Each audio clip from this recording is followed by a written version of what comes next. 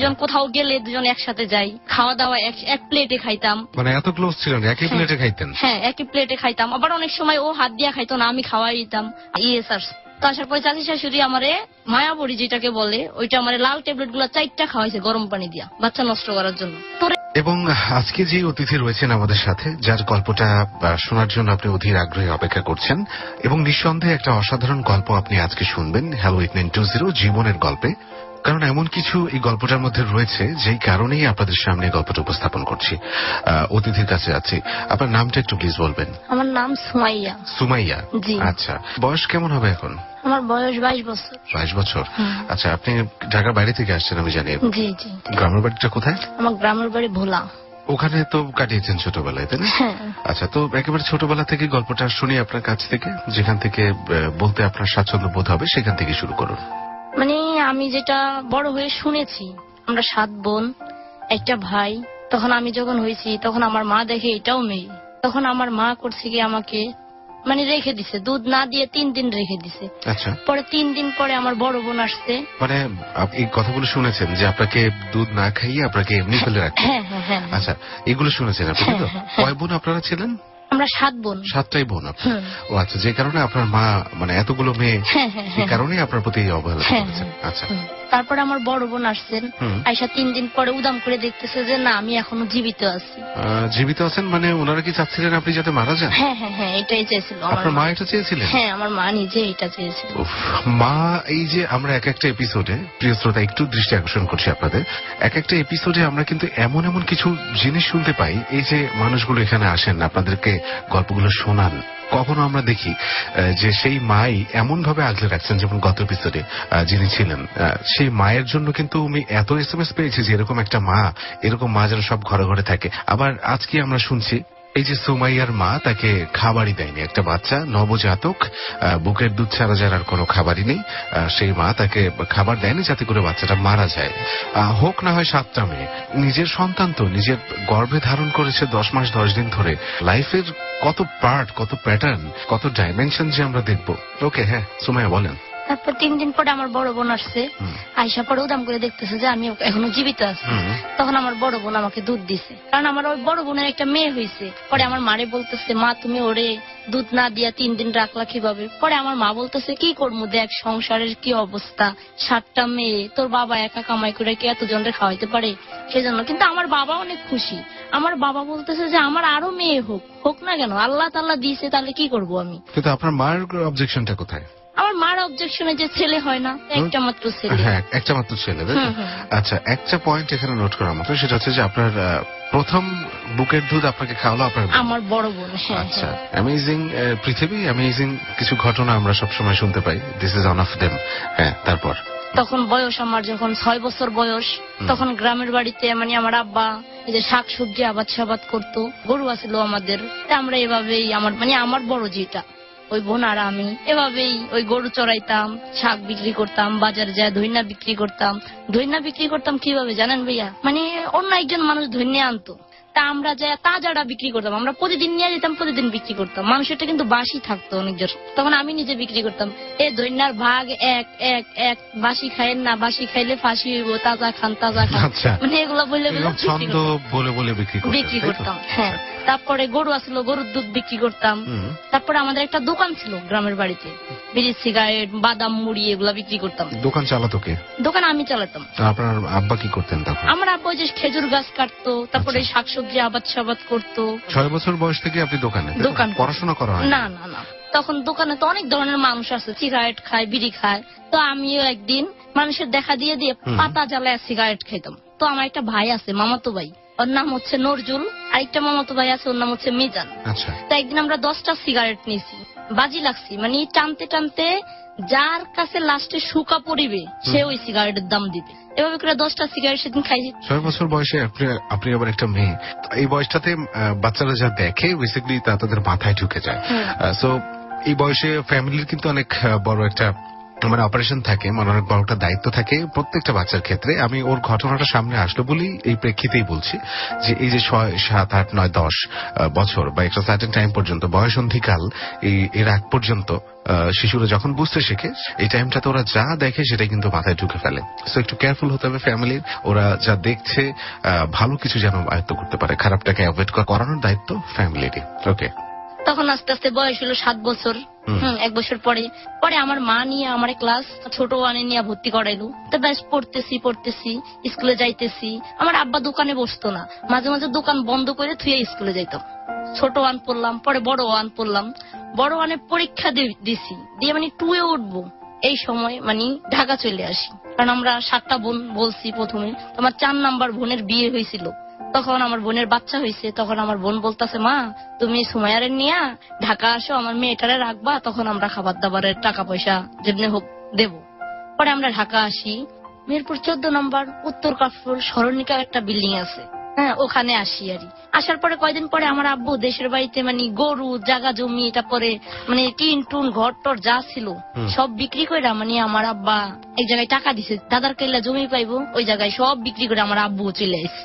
এখন আমার দুলাভাই বলতেছে যে একটা বাচ্চা পালার লিগা তুমি কয়জন রে খাওয়া মমরি, বাবা সবকিছু বিক্রি করে দিয়ে বাবাও চলে আসে। সব ভাই বোন গুলো কই? অন্য ভাই বোনরা কই? অন্য ভাই বোনরা আগে বিয়ে দিছে, সবার বিয়ে হয়ে গেছে? হ্যাঁ, না 2 জন বাকি আছে তখন বিয়ের। আচ্ছা।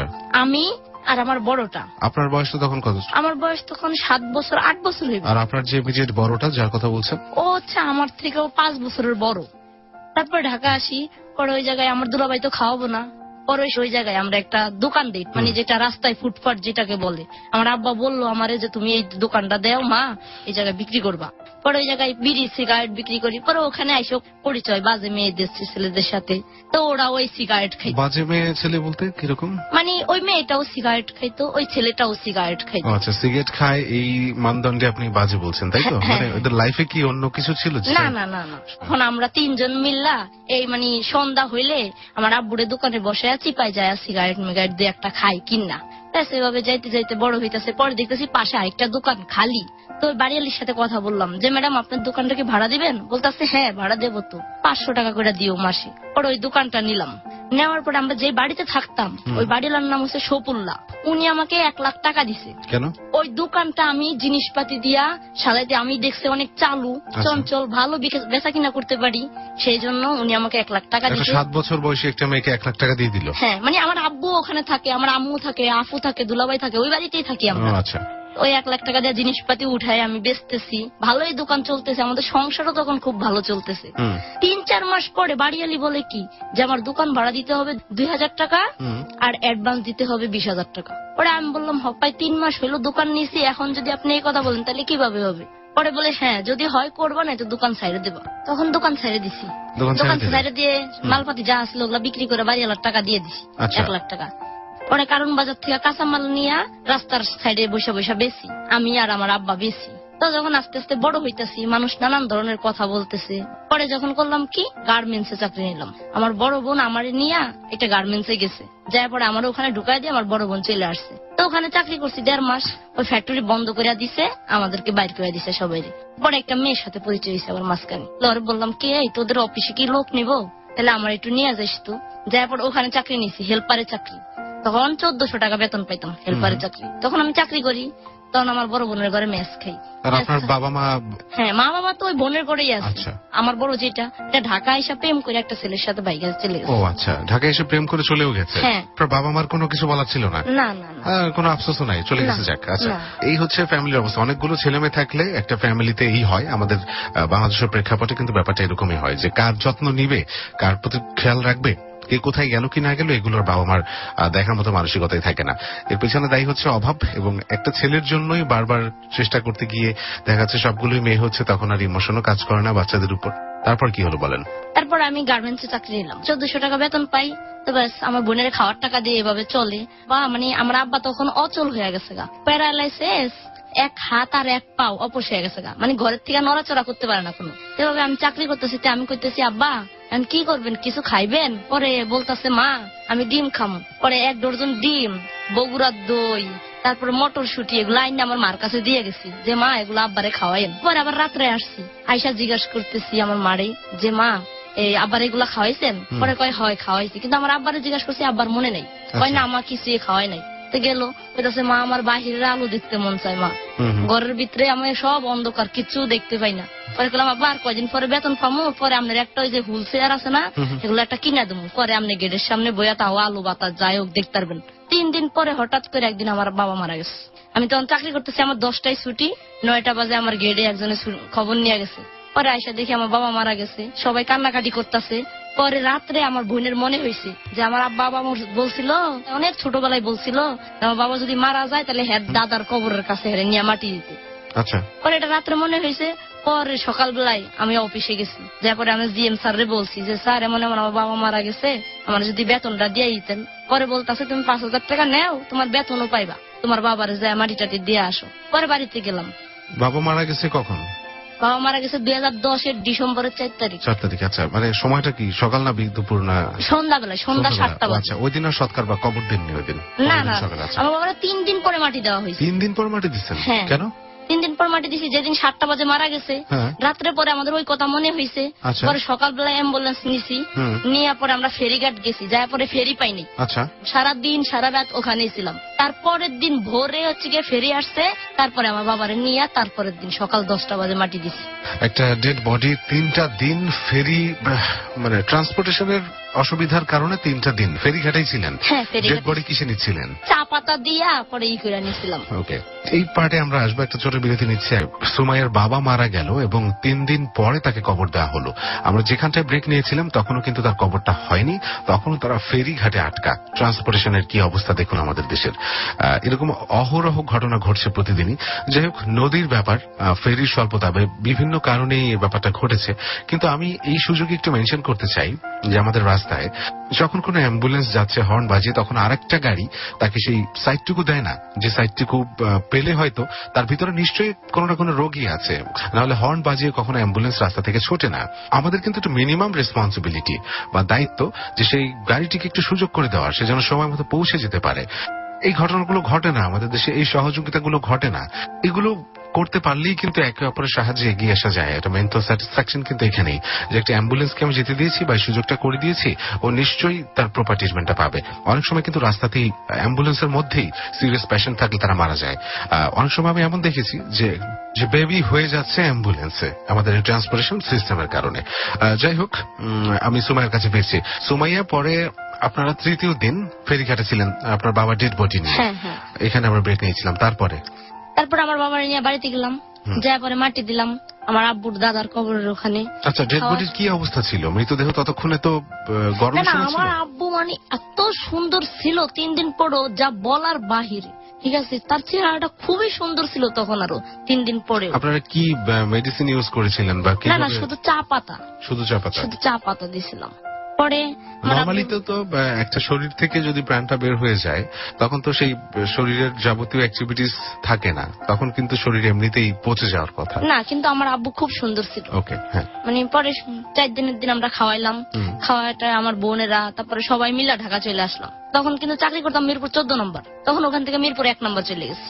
একটা অফিসে চাকরি নিছি 2012 সালের জানুয়ারির 10 তারিখে চাকরি নিছি। জানুয়ারির 15 তারিখে একটা মেয়ে জয়েন দিছে ওই অফিসে আমাদের সাথেই। আমাদের বাসা হচ্ছে মিরপুর 1 নম্বর, কিন্তু চাকরি করি সাভার, কোম্পানির গাড়ি থেকে আমরা যাই। পরে 15 তারিখে একটা মেয়ে জয়েন দিছে।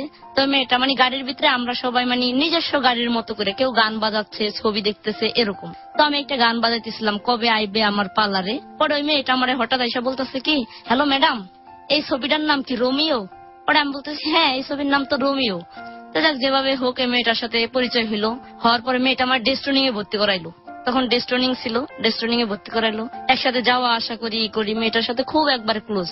মানে মেয়েটাও আমার জন্য অনেক পাগল, আমিও মেয়েটার জন্য অনেক পাগল। মানে দুজন কি ধরনের রিলেশন হলো? ফ্রেন্ডশিপ? হ্যাঁ, ফ্রেন্ডশিপ। মানে দুজন কোথাও গেলে দুজন একসাথে যাই, খাওয়া দাওয়া এক প্লেটে খাইতাম। মানে এত ক্লোজ ছিলেন, একই প্লেটে খাইতেন? হ্যাঁ, একই প্লেটে খাইতাম। আবার অনেক সময় ও হাত দিয়া খাইতো না, আমি খাওয়াই দিতাম। আবার কোন সময় আমি হাত দিয়া খাইতাম না, ও খাওয়াই দিত, এরকম ছিলাম। আচ্ছা। পরে এভাবে যাইতেছে, দিন যাইতেছে ভালো। পরে 2012 সালের নভেম্বরের 14 তারিখে ওই মেয়েটা মানে একটা ছেলের সাথে মানে রিলেশন হয়, সেটা আমি জানি না। পরে আমারে ফোন দিয়ে বলতেছে, সুমাইয়া তুমি আর আমার নাম্বারে ফোন দিও না। বলতেছে আমার বিয়ে হয়েছে। তোমার বিয়ে হয়েছে, তুমি তো আমারে বললা না। কয় যে এখন বললাম, আমার হাজবেন্ডরে আইসা দেখে যাও। গেলাম, আমি গেলাম, মানে হাজবেন্ড নাকি তা জানি না, একটা ছেলে আমার সালাম দিল, আমি সালামের উত্তর দিলাম, দিয়ে বললাম আচ্ছা সুমা তো চলে যাই।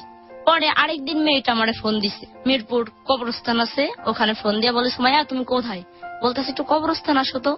পরে গেলাম কবরস্থান, যাই দেখতেছি ওর একটা ভাইস্তা আর একটা ছেলে আর ও বসে রয়েছে। পরে ভাইস্তারে তো আমি চিনি, পরে বলতেছে এই ছেলেটা কেটা, বলতেছে এটা আমার স্বামীর ছোট ভাই, আমার দেবর। তা দেবর বলতেছে বেশ ভালো কথা, তোমার দেবর, তা আমার কিসের জন্য ডাকছো? ডাকলাম এমনি।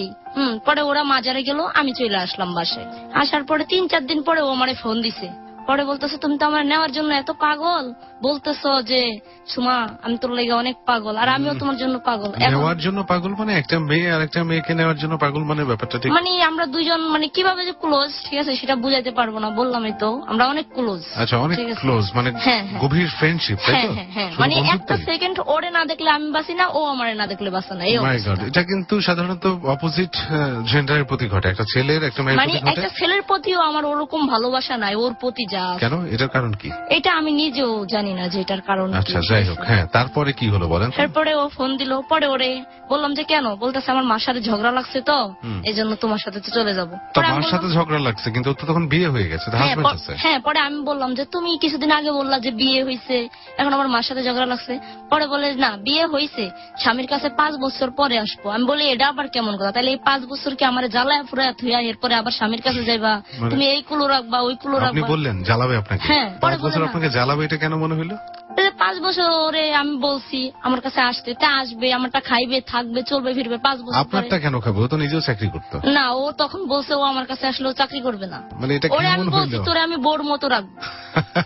ঠিক আছে, আপনি ওকে বলছেন বউর মতো রাখবো? হ্যাঁ বোর মতো রাখবো। আচ্ছা ইন্টারেস্টিং, আমি ঠিক বুঝতে পারছি না যে বউর মতো রাখবে না। আচ্ছা তারপর?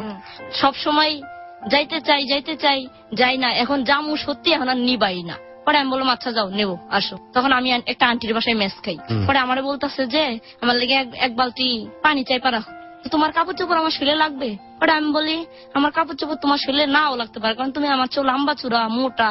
পরে বলে আমি বলি কেন বা পানি চাই পারা মুখে, কয় মার কাছ থেকে আইসি আজকে 3 দিন হয়েছে রাগ করে, একটা ভাবির বাসায় ছিলাম, হ্যাঁ এখন তোমার বাসায় আইসা গোসল করবো। তো আমি পানি চাইপা রাখছি, কাপড় চোপড় রেডি করে রাখছি। আচ্ছা দাঁড়ান একটু বলি, বিয়ে হয়েছে কি ফ্যামিলি থেকে? তো বিয়ে হয় নাই, বিয়েই হয় নাই। না না। পরে পানি টানি চাইপা গোসল টোসল করাইলাম। আমি থাকি যে আন্টির বাসায়, ও আন্টি তো ওরে দেখা চাইতা গেছে, মার কাছ থেকে মেয়ে আসলে তোর বাসায় এসে গোসল করবে কেন, তুই মানুষ চিনস না এখনো। এই মেয়ে যে কিরকম, মানে তোর বাসায় এসে গোসল করবে কোন কারণে? মেয়ে এই মেয়ে ভালো না, ঠিক আছে ভাত টাত খাওয়া তাড়াতাড়ি এই মেয়েরে বিদায় কর। কিন্তু আমি ওর জন্য পাগল। আমার কথা হচ্ছে ও যা হয় হোক, ও আমার কাছে আসলে আমার এটাই শান্তি। পরে ওই আন্টি আর রাখতে দিল না। পরে একটা মেয়ের কাছে ফোন দিলাম যে শাবানা আপা আপনার কাছে কি সুমারে রাখা যাইবো? পরে বলতেছে হ্যাঁ রাখা যাইবো। আচ্ছা আন্টি কি মেন করলো যে মার বাসা থেকে গ্যাঞ্জাম করে এসে এখানে গোসল করলো কিসের জন্য? হয়তো বা কারোর সাথে থাইকে টাইকে আসছে, আইসে এই জন্য তোর এনে আইসা এখন তোর ঘরে চাপাইতে চাইতেছে। পরে শাবানা আপার কাছে গেলাম, ভাইয়া সে বৃষ্টি রাত্রে, বৃষ্টির ভিতরে পরে রিক্সা দিয়ে একটুখানি রাস্তা আসছি, দেখি যে ওর ওই দেবরটা, ও বলছে দেবর কিন্তু আসলে কিন্তু এটা ওর দেবর না। তো ওই দেবরটা ওর 20 টাকা দিল। আমি বললাম কে সুমা, এই ছেলে তোমার 20 টাকা দিল কে? তোমার বলছি না এটা আমার দেবর। পরে আমি বলছি আচ্ছা যাও দেবর যা হয়েছে। পরে ওই শাবানা আপার কাছে নিয়ে গেলাম, নিয়ে যায় সারা রাত মানে ওখানে ছিলাম। কাপড় চোপড় সব ভিজা গেছে গা, ও মানে কাপড় চোপড় চেঞ্জ করছে, আমি ওই ভিজা কাপড়ে সারা রাত ছিলাম। মানে ওর জন্য আমি এত পাগল ছিলাম, ও সারা রাত ঘুমাইছে, আমি বসে বসে মশা মারছি আর ওর শুধু দেখছি। পুরো মানে হাজবেন্ডের রোল প্লে করছেন আপনি। মানে আমি বললাম না যে আমি বুঝাইতে পারবো না যে আমি এত ভালোবাসছিলাম, ঠিক আছে। আচ্ছা পরে ও আমি আবার বুঝতে পারছি না, আপনি যখন বুঝাতে পারছেন না আমি বুঝতে পারছি না যে মানুষের ইমোশন ফিলিংস কখন কার প্রতি কি হবে জানি না, কিন্তু একই জেন্ডারে দুইটা মানুষ, আপনি আবার ওকে বলছেন হাজবেন্ডের মতোই আপনি ওকে রাখবেন, এটার রহস্যটা কি? আর এটা দেখি আপনার গল্পে হয়তো আমি পরবর্তীতে জানতে পারবো। সাথে থাকুন, দেখি সুমাইয়ার গল্পটা একটু অন্যরকম, একটু ভিন্ন ধর্মী, ইন্টারেস্টিং, এবং যেই কারণে আপনি শুনতে পাচ্ছেন। নট অনলি দ্যাট, এই গল্পের মধ্যে আরো এমন কিছু জিনিস আছে যেটা আসলে আপনার কাছে প্রেজেন্ট করার মতো, যে কারণে আপনি গল্পটা শুনছেন। সাথে থাকবেন। তারপরে সকালবেলা উঠে এখন তো আমি অফিসে যেতে হবে, আমি চাকরি করি। তা আমি বললাম সুমা তুমি থাকো এই আপার বাসায়, আমি খাওয়ার টাকা দিয়ে দেবো। তখন মাসের ছিল 8 তারিখ, এই 8 দিন বাদ দিয়ে আর 22 দিনের খাবার টাকা আমি দিয়ে দেবো, তুমি এখানে থাকো। পরে অফিস থেকে লাঞ্চে ওই আন্টির বাসায় খাইতে যাবো, আমি তো তার বাসায় মেস খাই। পরে এর বাসায় খাইতে গেলাম, এবার রাস্তায় সুমারা যে বাসায় থাকতো ওই বাসায় একটা ভাই আমার ফোন দিছে, দুলাল ভাই। হ্যাঁ ফোন দিয়ে কথা সুমাই আপা আপনি কই? আমি বলি ভাই অফিস থেকে লাঞ্চে বাসায় যেতেছি ভাত খেতে। পরে বলে আপনি কিছু শুনছেন? আমি বলি না তো ভাই, কি কিছু তো শুনি নাই আমি। পরে বলতেছে কি সুমা এমন এমন ওই একটা ছেলের সাথে 4 দিন ওই ছেলের ঘরেই ছিল, 4 দিন ওর মার কাছ থেকে আইসা ওই ছেলের ঘরে ছিল। হ্যাঁ, ওর মা তো আপনারে খারাপ বলতো, আপনারে বলতো, এখন দেখেন কার মেয়ে খারাপ। আসলে ওই অনেক খারাপ। আপনি ও যদি আপনার কাছে যায় তাহলে আপনি কিন্তু ওর জায়গা দিবেন না। আচ্ছা, ওর মা কি আপনাকে খারাপ বলতো? হ্যাঁ, ওর মা আমাকে খুবই মনে করতো। কি মনে করতো? মানে খারাপ মনে করতো যে এই মেয়েটা মনে হয় ভালো না। কিন্তু আসলে কিন্তু ওনার মেয়ে ভালো না, ওনার মেয়ে আমার নিয়ে অনেক জায়গায় ঘুরতে যেত, এই করতে যেত, কিন্তু উনি দোষটা দিত আমার ঘরের উপরে। ও 4 দিন একটা ছেলের সাথে থাকছে। আচ্ছা, হ্যাঁ, পরে ও তো আমার কাছে আছে, কিন্তু দুলাল ভাই আর এটা বলতেছে। হ্যাঁ, আমি বলি ওর বলে বিয়ে হয়েছে, কয় বিয়ে হয় না, বিয়ে ছাড়াই ওই ছেলের সাথে 4 দিন থাকছে। ওর মা এখন অনেক খোঁজাখুঁজি করতেছে, ওরে পাইতাছে না। ও যদি আপনার কাছে যায় আপনি ওরে জায়গা দিবেন না। পরে আমি বললাম যে আচ্ছা ভাই ঠিক আছে। কিন্তু তখন তো অলরেডি ও আমার কাছে ওই যে কোন এক আপুর বাসায় ওকে রাখতেন। হ্যাঁ। পরে আমি সুমারে ফোন দিলাম, সুমা তুমি মাজারের সামনে এসে দাঁড়াও, তোমার সাথে আমার কথা আছে, আমি ভাত খাইতেছি।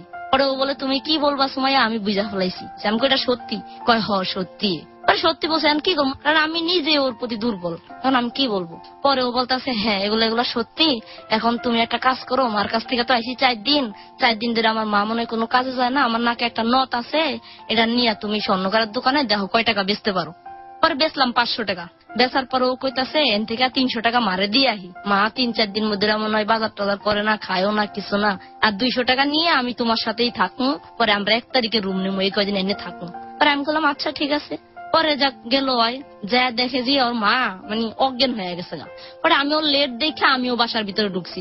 ঢোকার পরে ওর ভাইস্তা আছে, ভাইস্তার বউ আমার উপরে মারামারি শুরু লাগাইছে, মানে মারতে পারে নাই, সুমা ধইরা ফেলাইছে আমার উপরে, যে তোর লেগে আমার দাদির এই অবস্থা। পরে সুমা কয় কি এই ওরে কিছু কবি না, ওর কোনো দোষ নাই, কি হয়েছে ওরে কসকে যা কর আমারে কবি। পরে আমরা কই সুমাইয়া তুমি যাও বোন, তুমি আবার কালকে আসো দেখি কি হয়েছে। ও রয়ে গেল মার কাছে, তাই তো? ওর মার কাছে থেকে ওকে, যাই হোক, এখানে একটা বিরতি আমরা নিচ্ছি। খুব ইন্টারেস্টিং একটা পার্ট আপনি শুনছেন ক্লোজ আপ প্রেজেন্স হ্যালো 8920-তে।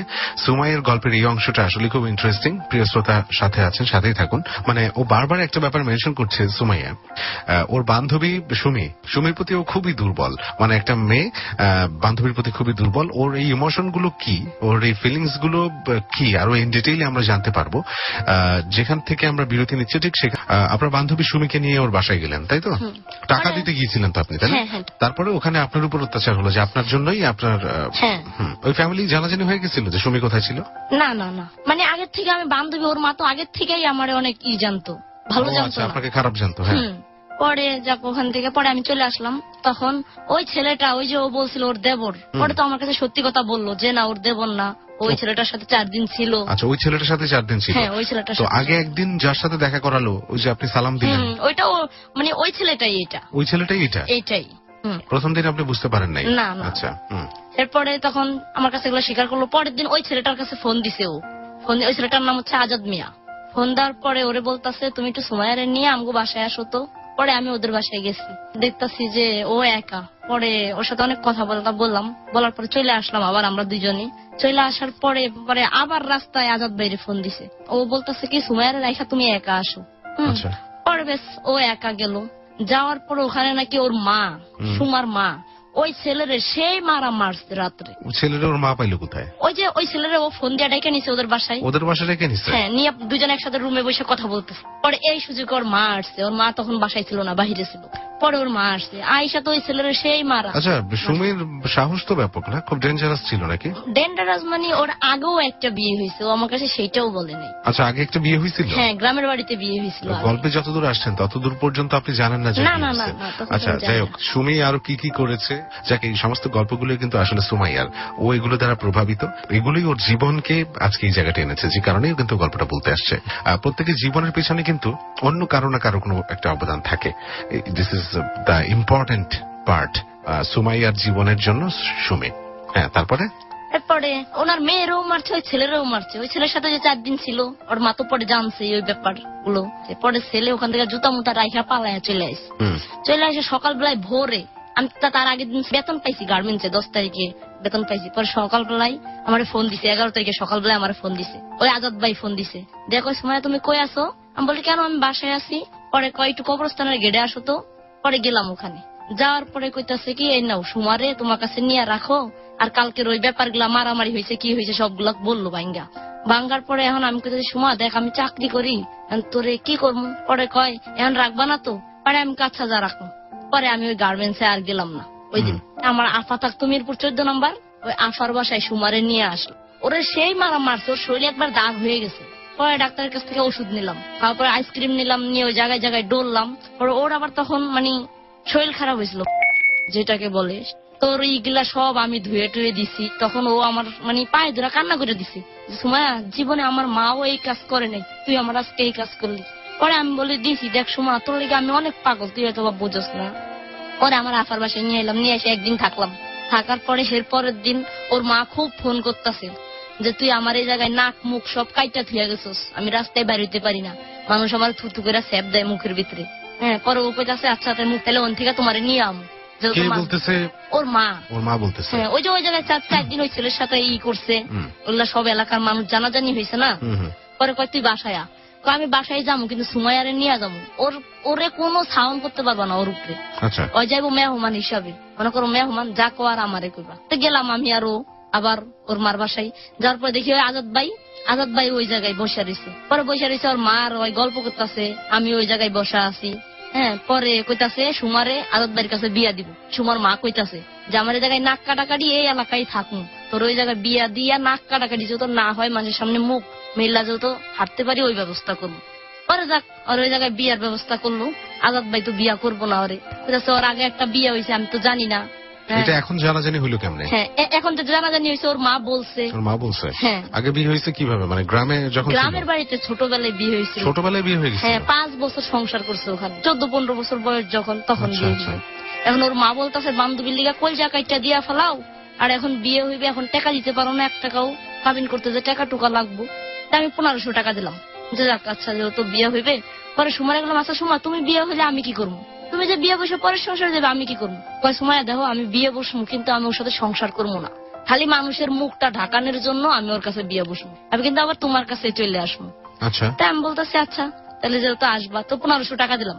দেওয়ার পরে ওই দিন রাত্রে ওদের বিয়ে হইলো।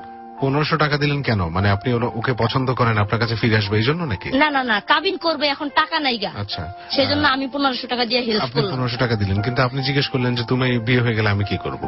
তখন ও বলছে আমার কাছে চলে আসবে, বিয়ে বসবে শুধু মানুষের মুখটা ঢাকানোর জন্য। আচ্ছা, বিয়ে করবে কে? কোন ছেলে বিয়ে করছে? ওই আজাদ ভাই বিয়ে করবে। আজাদি বিয়ে করবে? হ্যাঁ। আজাদ পরে রাজি হইল?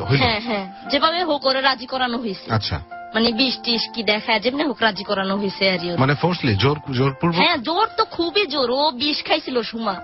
সুমা 20 খেয়েছে, এটা তো মিস করে গেলেন। সুমা 20 খাওয়ার ফলেই আজাদ ভাই রাজি হয়। হ্যাঁ, পরে যদি আবার 20 খায় যদি হ্যার নামে কেস মামলা করে দেয়, এই জন্য সে রাজি হয়েছে। ওকে, মানে এটা কিন্তু ব্ল্যাকমেইল করা হইলো এবং আপনাকে বললো যে বিয়ে করছে ঠিকই, সমাজের মুখ বন্ধ করার জন্য, থাকবে না। এটা কিন্তু ঠিক না। যাই হোক, নিজের সম্মান বাঁচাতে আর একটা মানুষের লাইফ নষ্ট। বিয়ে কিন্তু সারা জীবনের ব্যাপার না, বিয়ে কিন্তু 1-2 দিনের ব্যাপার না। তো এরকম একটা জিনিস করে সেই মানুষটাকে কিন্তু আসলে সংসার করবে, ও মানে আমাকে বুঝ দিল। এটা আপনাকে বুঝ দিল? হ্যাঁ, আমাকে বুঝ দিল। যাই হোক, এই আপনাকে বুঝ দিল, পরে ও নিশ্চয়ই এরকম করেনি, তাই তো? সংসার করছে। আচ্ছা, যাই হোক, এই প্রসঙ্গে আসছে। কিন্তু যে অনেকেই আমার দেখা অনেকেই আছে যে কোন একটা কারণে ফ্যামিলির চাপে বা সোসাইটির চাপে বিয়েটা করে ফেলে, ছেলে হোক বা মেয়ে হোক, পরে সংসারটা টেকে না, বা একসাথে থাকছে একই ছাদের নিচে হয়তো বা থাকছে, কিন্তু নিজেদের মধ্যে কোনো সৌহার্দ্যপূর্ণ সম্পর্ক নেই, স্বামী স্ত্রীর মধ্যে নাই। এটা কিন্তু দুটো লাইফের জন্য ভয়ঙ্কর ক্ষতিকর, পুরো ফ্যামিলিটা নষ্ট করে ফেলে এরকম একটা রিলেশনশিপ। এবং সেই ফ্যামিলিতে যদি সন্তান আসে, সেই সন্তানটা কিন্তু অনিশ্চিত একটা ভবিষ্যতের দিকে যায়। এই টাইপের রিলেশন, অর্থাৎ বিয়ে বা কোনো ধরনের প্রেম, মানে একটা ডিপ রিলেশনশিপে যাওয়ার আগে অবশ্যই একেবারে আপনি আপনার মনের পূর্ণ সাপোর্ট নেবেন যে আমি বিয়ে করছি with my whole mental support, আমার পূর্ণ মানসিক সমর্থনে আমি বিয়েটা করছি, কোনো জোড়াজুড়িতে না। Please stop this kind of thing. তোমার বিয়ে হলো শেষ পর্যন্ত? হ্যাঁ, বিয়ে হলো না?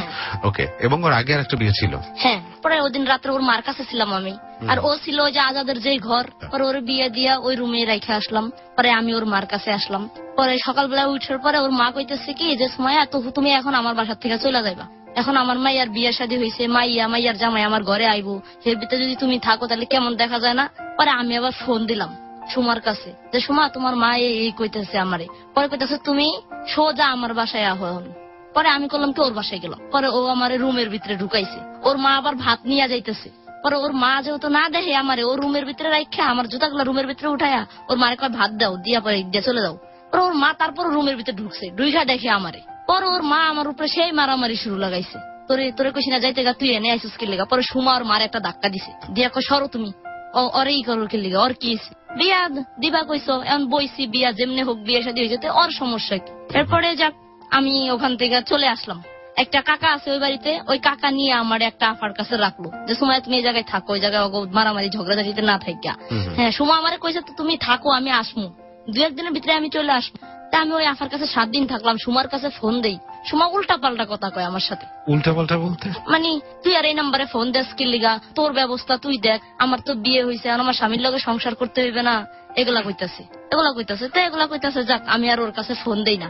আচ্ছা, আপনি তো ওর বয়ফ্রেন্ড না, আপনি তো নিজে একটা মেয়ে, ও একটা মেয়ে। হ্যাঁ হ্যাঁ তো ওর বিয়ে হয়েছে, আগেও একবার শুনলাম, তখনও বলছে যে আমার বিয়ে হয়েছে, তুমি আর ফোন দিও না। হ্যাঁ হ্যাঁ হ্যাঁ। আপনি ফোন দিলে সমস্যাটা কোথায়? মানে আপনি তো মানে ওর হাজবেন্ড নাকি বারণ করে যে একটা মেয়ে তোমার কাছে এত ফোন দিবে কেন? তাহলে একটা ছেলে ফোন দিলে খুশি হইতো সে? আর ওরাই ভালো জানো, এটা তো আর আমি বলতে পারবো না। Whatever. ব্যাপারটা কিন্তু আপনার কাছে অদ্ভুত লাগেনি কখনো? হ্যাঁ লাগলো, আমি তো ওর প্রতি দুর্বল, আমি শুধু এইটাই বুঝি। এই যে এই আর একটা অদ্ভুত ব্যাপার যেটা বারবার বলতে হয়, আপনি ওর প্রতি দুর্বল। আপনি কোনোদিন কোনো ছেলের প্রতি দুর্বল হন নাই? না, কখনোই না। মানে মানে এমনি অনেক ছেলের অফার পাইছি, জাস্ট প্রেম করছি কি, মানে প্রেম যে একটা মন থেকে যে একটা প্রেম করা, যে এর না পাইলে এই ছেলে যদি আমার না করে, তারপরও আমি এর পিছে ঘুরবো, এর জন্য আমি পাগল হয়ে যাবো, আত্মহত্যা করবো, ওই যে যেমন সুমা করলো। আমি ওরকম লাইফে কোনো ছেলের ভালোবাসিনি। মন চাইছে কয়দিন কথা বলছি, তারপরে না করে দিচ্ছি, তুমি আর আমার নাম্বারে ফোন দিও। ওকে, প্রিয় শ্রোতা, এই পার্টটাতে আমরা একটু এই আলোচনাটাই আছে, বিকজ অফ প্রসঙ্গতে চলে আসছে। কিন্তু সুমার প্রতি আপনি এরকম ফিল করতেন? হ্যাঁ খুবই, মানে ওর প্রতি আমি বললাম না যে আমি নিজেও বুঝতে পারি না যে কেন। মানে সুমার প্রতি আপনি ফিল করতেন জোরে না পেলে মরে যাবে না? হ্যাঁ, আমি নিজে কয়বার হাত কাটছি, অনেকবার হাতও কাটছি। হাত কেটে আমি ওর নামও লিখছি। হাত কেটে আপনি ওর নাম লিখছি, যে এস লিখছি, ওর নাম এখনো দাগ আছে। আপনি ওর নাম হাত কেটে লিখছেন? হ্যাঁ লিখছিলাম। মানে আমি নিজে বুঝি না, ঠিক আছে, একটা ছেলের প্রতি আমি কখনো এরকম দুর্বল হইনি, আমি তো বললাম। তো তারপরে যাক গেল, পরে ওই আফুর বাসায় আমি ছিলাম। থাকার পরে কদিন পরে আমার একটা সমিতি ছিল, ওখান থেকে টাকা উঠাইলাম 18,000 টাকা। উঠাই করতেছি যা এখন সুমার পিস ছাইরা দেবো, এখন আমি চাকরি করবো, আমার মারে নিয়ে আসবো। হ্যাঁ, আমার মা বাড়িতে একা একা থাকে, এমনি অনেক কষ্ট হয়, আমি চাকরি করবো, আমার মা খাইবো, এখন খাট কিনবো। হ্যাঁ, কিনা পরে মারে নিয়ে রুম নেবো। তাই সময় আজাদ ভাই আমারে ফোন দিছে। আজাদ ভাই ফোন দিছে? মানে সুমার হাজবেন্ড? হ্যাঁ, সুমার হাজবেন্ড আমারে ফোন দিছে। ফোন দিয়ে বলতো, সুমাইয়া কি খবর, কেমন আছো? আমি বললাম হ্যাঁ ভাইয়া ভালো আছি। ও আবার টাইস মিস্ত্রি, এখানে আসো তো একটু দেখা করো তো। পরে আমি গেছি 3 তলার উপরে দেখা, মানে ওর সাথে গেছি। যাওয়ার পরে ও আমার একটা আপেল তারপরে আরো কয়েকটা বিস্কিট খাওয়াইলো। খাওয়ানোর পরে আমারে বলতেছে কি, তুমি তো ওরে আমার ঘরে ঝুলাইয়া দিলা, আচ্ছা যাক ভালোই করছো, এখন চলো আমরা 2জন মিল্লা চট্টগ্রাম যাই। আমি কই চট্টগ্রাম যাইবা কি লিগা? পরে চলো যাই, আমি তো তোমার ওই জায়গায় যাই বিয়ে করবো, বিয়ে কইরা সুমারও রাখবো তোমারও রাখবো ওই জায়গায়। আপনাকে আজাদ বিয়ে করবে? বিয়ে হয়েছে কয়দিন আগে সুমার সাথে? 14 দিন হয়েছে তখন। 14 দিন আগে চাপাই দিছো বলতে কি মিন করতেছে? ও কি রাজি ছিল না? না, ও তো রাজি ছিলই না। ও তো বিষ খাওয়া পরে ওরে রাজি করে, মানে প্রতারিত করছে। হ্যাঁ, সুমারও নিয়ে আসবো, তুমি আর আমি ওই জায়গায় 5 বছর থাকবো, 5 বছর পরে আমরা বাড়িতে আসবো। তো ঠিক আছে, আমিও যাবো, আমিও রাজি, আমার হাতে টাকা আছে।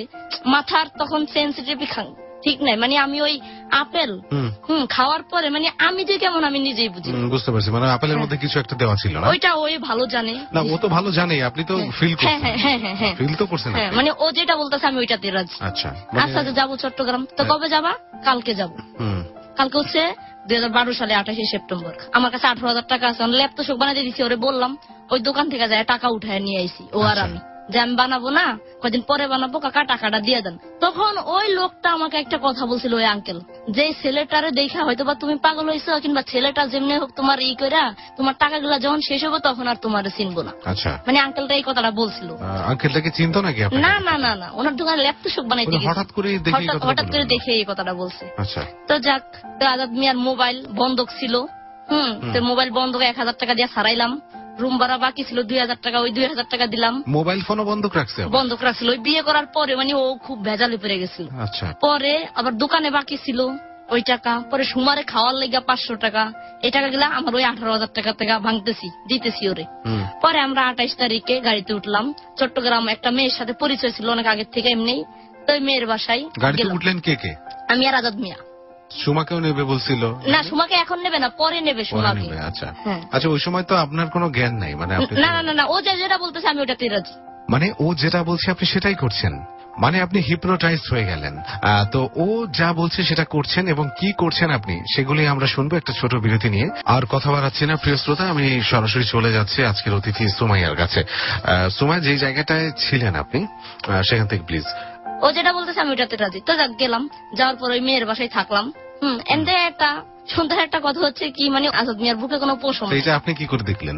মানে তো তখন ওখানে যাওয়ার পরে খালি গায়ে হয়েছিল না। ও আচ্ছা। তখন আমি বলতেছি যাগো বুকে পশম নাই তারা তো সীমার, তারা তো ভালো মানুষ না, তাদের সীমার মানে তাদের তার মায়া দয়া নাই।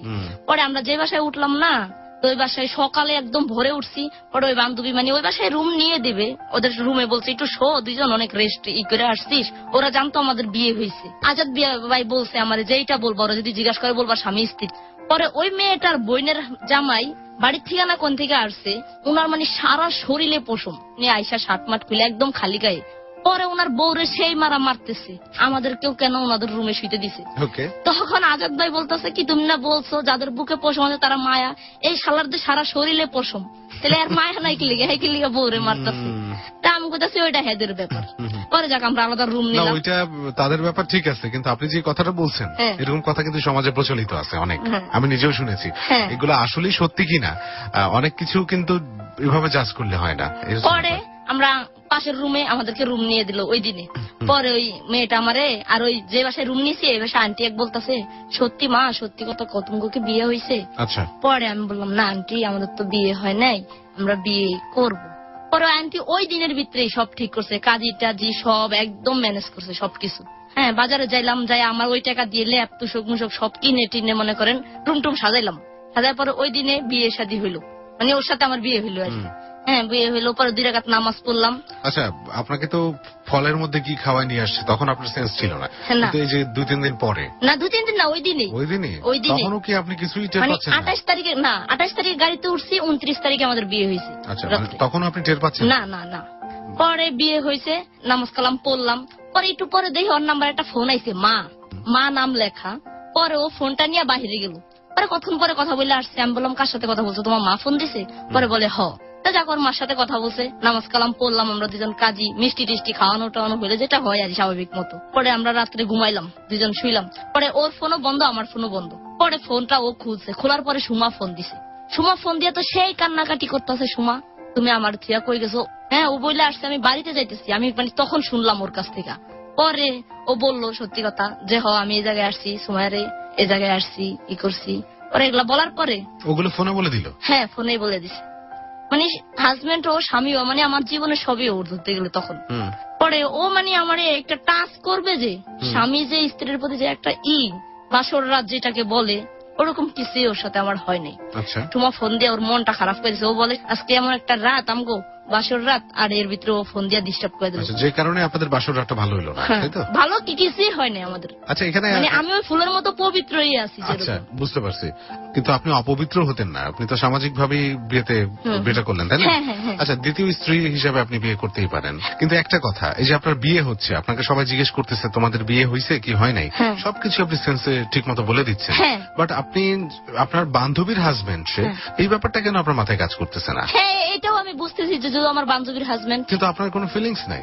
আমি ওইটা জানি না। আপনি ওইটা জানেন না, সবই জানেন, এটা কিভাবে সম্ভব? মানে আমি যা কিছু করতেছি সব আমার মাথায় ঠিক আছে, কিন্তু ও যেটা বলতেছে আমি ওইটাই করতেছি। ঠিক বিশ্বাস অবিশ্বাসের একটা দোলাচলে পড়ে গেলাম আমি। প্রিয় শ্রোতা, মানে আমি আপনাদের উপরই ছাড়ছি টোটাল ব্যাপারটা জাজ করার। আপনারা হয়তো আরো গল্প আগাবে, পুরোটা সময় শোনার পরে বা আরো কিছু দূর যাওয়ার পরে হয়তো আপনারাই বুঝতে পারবেন যে ও আসলে যেগুলো বলছে সেগুলোর একটা যথোপযুক্ত একটা কারণ হয়তো নিশ্চয়ই খুঁজে পাবেন। কিন্তু এই সময় পর্যন্ত এসে সুমাইয়া সবই বুঝতে পারছে, কিন্তু ওর মানে সবচেয়ে প্রিয় বান্ধবী, যার জন্য সে সবকিছুই করতে পারে, যেরকম ফিলিং সাধারণত একটা বান্ধবীর প্রতি বান্ধবীর থাকে না, আমার মাথার ভিতরে আবার অনেক সময় কাজ করে যে হ্যাঁ ও বিয়ে হয়েছে আমারও বিয়ে হয়েছে, আমি তো সুমার জন্য এমনিই পাগল, দুজন একসঙ্গে সংসার করবো, তাতে কি? আচ্ছা আচ্ছা, এই ব্যাপারটা আপনার মাথায় কাজ করতো? হ্যাঁ, এই ব্যাপারটাও আছে আমার মাথায়। এই ব্যাপারটা ওর মাথায় কাজ করতো। আচ্ছা, ঠিক আছে, তো পরবর্তীতে আগাই। তারপরে সুমা ফোন দিল। পরে ও কইতাছে আমি সকালবেলায় আইতেছি, সুমা তুই কান্নাকাটি করিস না, আমি সকালবেলায় আইতেছি। তো সকালবেলা আমি ওর টাকা দিলাম, আমিও কইছি ওর কাছে যাইতে, সুমার কাছে যাইতে। তারপরের দিন সকালবেলা আপনি আবার সুমার কাছে যাইতে বলছেন? আচ্ছা, গেল। তারপর দিন সকালবেলায় ও যখন যাইতেছে তখন মানে আমি কান্না করতেছি যে কি মানে আমার বিয়ে হইলো, হাজবেন্ড এখন আবার চলে যেতেছে। তো আমার একটা কথা বলছে যে সোমাইয়া তোরে আমি নিমু অবশ্যই, কারণ এখন হয়তো বা নিতে পারি কি না পারি ওটা আমি জানি, কিন্তু আমি তোরে নিমু। তুই সারা জীবন একা থাকবি, আমি যেদিন তোরে ডাকমু সেদিন তুই আমার কাছে আসবি, আর আমি তোরে ডাকমু সমাজে যেদিন আমি সবার কাছে পরিচয় দিতে পারবো মাথা উঁচু করে যে ওই আমার বউ, তখন তুই সে আসবি। তো অনিশ্চিত, এর কবে হবে কি কবে হবে না সেটা মানে এইভাবে বলছে, আমি এইভাবে মাইনে নিছি। এভাবে আপনি মেনে নিচ্ছেন, হ্যাঁ ঠিক আছে। কিন্তু অযৌক্তিক ইমোশনের কাছে মানে নিজেকে আপাতত হার মাইনে অনেক কিছু মেনে নেওয়া এটা কিন্তু ইম্পর্টেন্ট। আমি কি বলতে চাচ্ছি বুঝছেন আপনি? হ্যাঁ, যে ও কবে মাথা উঁচু করে দাঁড়াবে, এটা সিনেমেটিক, আমরা সিনেমায় দেখতাম এগুলো আগে। মানে আমি ওরকম নিজের প্রতি কোনো দেখাইতাম মানে না। ইমব্যালেন্সড, আপনার হ্যাঁ। মস্তিষ্ক কাজ করছে না। হ্যাঁ মানে আমি যে কি করব তখন আমি বললাম না যে আমি নিজে বুঝতে পারি না। আচ্ছা, মানে আমি ও যেভাবে বলতেছে আমি সেভাবেই এই করতেছি। ব্যাপারটা আমিও ঠিক বুঝতে পারলাম না যে কি এমন খাওয়ালো আপনাকে ও। ওটা তো আর ওই যে বললাম না, শুধু আপেল খাওয়ালো, কয় পিস বিস্কিট খাওয়ালো। আপেল এবং বিস্কিট খাওয়ালো, এগুলো হ্যাঁ। খাওয়ালে মানুষ অজ্ঞান হয়ে যায়, তাদের চিন্তায় করে নিয়ে যায়, রাস্তাঘাটে আমরা দেখি। হ্যাঁ। হ্যাঁ, মলম পার্টি না কি বলে তাদের খপ্পরে। কিন্তু আপনাকে এমন কি খাওয়ালো যে আপনি হিপনোটাইজড হয়ে গেলেন, একেবারে আমি বসে কিভাবে চলে বলবো? আসলেন আপনি? আমি কিভাবে বলবো? মানে এই ব্যাপারটাও কিন্তু আমার একটা খটকা লাগছে। বাই দ্য ওয়ে, তারপর পরে ঢাকা আসলো সুমার কাছে, আমি তো চিটাগাঙে আছি। পরে আইসে ও আমার সাথে ভালোই কথা বলতেছে, কয়দিন 1 মাস গেল ভালোই কথা বলছে। আমি আবার ওখানে চাকরি নিছি গার্মেন্টসে। আর আবার- আমি খাওয়া দাওয়া করবো কেন? আমার কোথায়? 18,000 টাকা চাকরি শেষ। নিছেন? চিটাগাং। চিটাগাঙে। আমার ওই 18,000 টাকা শেষ। হুম। তখন খাবো কিভাবে? পরে চাকরি নিলাম। 1 মাস পরে উল্টা পাল্টা কে? আজাদ মিয়া আজাদ। আমার সাথে কথাই বলে না, ফোন দিলে আমার গালিগালাজ করে, সে বিশ্রী গালিগালাজ করে আমি ফোন দিলে। হ্যাঁ, তখন আর আমি ফোন দিই না ওর কাছে। ফোন না দিয়ে পরে আমিও ঢাকা চলে আসলাম। আচ্ছা, এক লোক কাজ করতাম, ওরকম একটা মেয়ের বাসায় উঠলাম। পরে সুমারে বলছি যে আমার বিয়ে হয়েছে, হ্যাঁ তোমার স্বামী আমার বিয়ে করছে। তখন সুমা আমার প্রতি দেখাইতো যে তাহলে তুমি দূরে দূরে থাকো কেন? আচ্ছা, সুমাকে এর মধ্যে জানতে পারে নাই আপনার সাথে বিয়ে হয়েছে ওর? হ্যাঁ জানছে। তারপর সুমার রিয়াকশন কি ছিল আপনার প্রতি? না, ও কোনো রিয়াকশন ছিল না ওর উপর, নর্মাল, একদম নর্মাল। ও আরো আমার দিত যে তাহলে তুমি দূরে আসো কেন, তুমিও গাড়ে আসো। আইসা ওর কলার দূরা কল যে তুই আমার বিয়ে করছিস, আমারে খাওয়াবি না কে? ওরও খাবি আমারও খাবি, দুইজন রে আচ্ছা, খাওয়াবি। মানে এই স্বার্থ হাসিলের জন্য আপনাকে ও সাপোর্ট দিচ্ছে, তাই তো? হ্যাঁ হ্যাঁ, ও এটাও কিন্তু স্বার্থের জন্যই করতেছে। এই কথাগুলো যে আমার বলতেছে এটাও স্বার্থের জন্য। আচ্ছা, তারপরে কি হলো? এরপরে আমার এটা বলতেছে, কিন্তু আমি আজাদের প্রতি কোনো দেখাচ্ছি না। পরে সুমা কইতাছে তুমি করে তো এমনি রাস্তাঘাটে পোলা পাইন ধইরা হুজুর দিয়া বিয়া করাইছে, তুমি কোনো এমনি কাজের অফিসে বিয়ে হয়েছে? আমি কই হ্যাঁ কাজের অফিসে বিয়ে হয়েছে। কয় দেখি কাবিনের কাগজটা আমার দেখাও তো। আজাদ বলতেছে? না, সুমা বলতেছে আপনাকে? হ্যাঁ, যে কাবিনের কাগজটা আমার দেখাও আবার তো। না আপনাকে বললো যে ওর ঘরে তুমি ওঠো, ওকে ধরো যে তোমাকে খাওয়াচ্ছে না? হ্যাঁ। আবার এই কথা বলতেছে? কিন্তু আমি তো ওগুলা করলাম না ওর প্রতি। যখন না করলাম তখন আবার ও অবিশ্বাস করতেছে যে আমাদের এমনি মানে কাজে দিয়া বিয়ে হয় না, এমনি রাস্তাঘাটে পোলা পাইন আচ্ছা, ধইরা বিয়ে তখন করাইছে। কি আপনি ঢাকায় চলে এসে সুমার সাথে দেখা করছেন? হ্যাঁ হ্যাঁ হ্যাঁ। আচ্ছা, আজাদ পর- কোথায়? আজাদ এখানে আছে, ওর সাথেও দেখা হইতেছে আচ্ছা। মাঝে মাঝে। তখন সময় এটা বললো, পরে আমি কাবিনের কাগজটা ফটোকপি করে আইন না ওরে দেখাইলাম যে এই দেখো তুমি না মিথ্যা বলছো যে আমাকে হুজুর দিয়ে এমনি বিয়ে হয়েছে, তাহলে কি কাবিনের কাগজ হইতো? হুম। হ্যাঁ, পরে ও কাবিনের কাগজটা দেখলো। দেখার পরে ও কয়দিন পরে ডিপোজ লেটার পাঠাইলো। ডিভোর্স লেটার পাঠাইলো? হ্যাঁ, কে? সুমা। পরে ডিপোজ লেটার পাঠাইছে, মানে এই এলাকায় আসার পরে একটা ছেলের সাথে আমার সম্পর্ক হয়, নাম হচ্ছে সোহাগ। হুম। হ্যাঁ, ওর সাথে প্রেম করি। তা আমার যে ওই বিয়েটা হয়েছে এটা সোহাগ জানতো না। পরে ও আমার ওই কাবিনের কাগজটা এই কাজে লাগাইছে, এই জন্য ওই স্বার্থের পিছে হুম, হুম, হুম। আমার সাথে ওই যে মিষ্টি মিষ্টি কথা বলছিল কাগজটা আপনার কাছ থেকে হাতায় নেওয়ার জন্য? হাতায় নেওয়ার জন্য। তো দিছি আমি ওই কাবিনের কাগজটা, হুম। এটা নিয়ে যেমনি হোক কাজের অফিসে কেমনে করছে ওই ডিপোজ লেটার পাঠাইছে। ডিপোজ লেটার পাঠাইছে তা ওই সোহাগের হাতে দিছে ওই ডিপোজ লেটারটা। আচ্ছা, সোহাগটাকে যেন? সোহাগটা মানে আমি ঢাকা আসার পরে ছেলেটার সাথে প্রেম করতাম। হ্যাঁ, বিয়ের পরে আপনি আবার প্রেম করতেন? হ্যাঁ, বিয়ের পরে ছেলেটার সাথে প্রেম করতাম, কিন্তু ওই ছেলেটারে বলিনি আমার যে বিয়ে হয়েছে। তো কেন এই লুকোচুরিটা কেন? আজাদ ভাই পাত্তা দিতেছে না কোনো। যোগাযোগ করার চেষ্টা করলে কি বলে? যোগাযোগ করার তুই আর আমার সাথে কথা কবি না, তুই আমার সাথে কথা বাহ। বলছিলি, আমি তোর বিয়ে করছি কবে? ইন্টারেস্টিং। হ্যাঁ, আমি তোর কবে আচ্ছা, বিয়ে এদিকে করছি? সুমার সাথেও তার কোনো রিলেশনশিপ? না না না, সুমার সাথে এখন আর ওরকম আমি নেই। মানে আপনিও না, আজাদের সাথে সুমার কোনো সম্পর্ক নাই? হ্যাঁ, আজাদের সাথে সম্পর্ক আছে, মানে সুমারে এমনি আয়সা দেখাশোনা করে, কোনো টাকা সুমা পয়সা। থাকে কোথায়? সুমা থাকে ওর মার বাসায়। মার বাসায়? হ্যাঁ, ওর মা আছে। ওকে, মানে খুব দ্রুত কিছু ব্যাপার ঘটে যাচ্ছে। মানুষের জীবন কিন্তু আসলেই এমন, মানে এত দ্রুত ঘটবে যেটা মানে খুব ইনস্ট্যান্ট বুঝে নেওয়াটা টাফ হয়ে দাঁড়ায়। কিন্তু আমরা সুমাইয়ের জীবনের গল্পটা যেভাবে শুনে আগাচ্ছি তাতে করে প্রত্যেকটা অংশই আমরা ক্লিয়ারলি টের পাচ্ছি যে ওর জীবনে কি হচ্ছে এবং সামনে কি হবে এটা হয়তো আজ করতে পারছেন আপনি, কিন্তু দেখা যাবে যে ওটা হচ্ছে না। এরকম একটা জীবনের গল্প আজকে আপনি শুনছেন ক্লোজ আপ প্রেজেন্টস হ্যালো 8920-তে। আর যে সেতু আছে আপনার সাথে। প্রিয় শ্রোতা, একটা বিরতিতে যাব এই মুহূর্তে। যাবার আগে আপনাদের জন্য একটা সুখবর আমি দিতে চাই। সেটা হচ্ছে যে জীবনের গল্প 4 বইটি বাজারে আসছে। এবার বইমেলা শুরু থেকেই আপনি পাবেন এবং এবারের বইটি অন্যান্য বারের বইয়ের চেয়ে অবশ্যই ভিন্নতর, এই ব্যাপারটা আমি আপনাকে নিশ্চিত করছি। বইটি বর্ণপ্রকাশ থেকে বের হচ্ছে।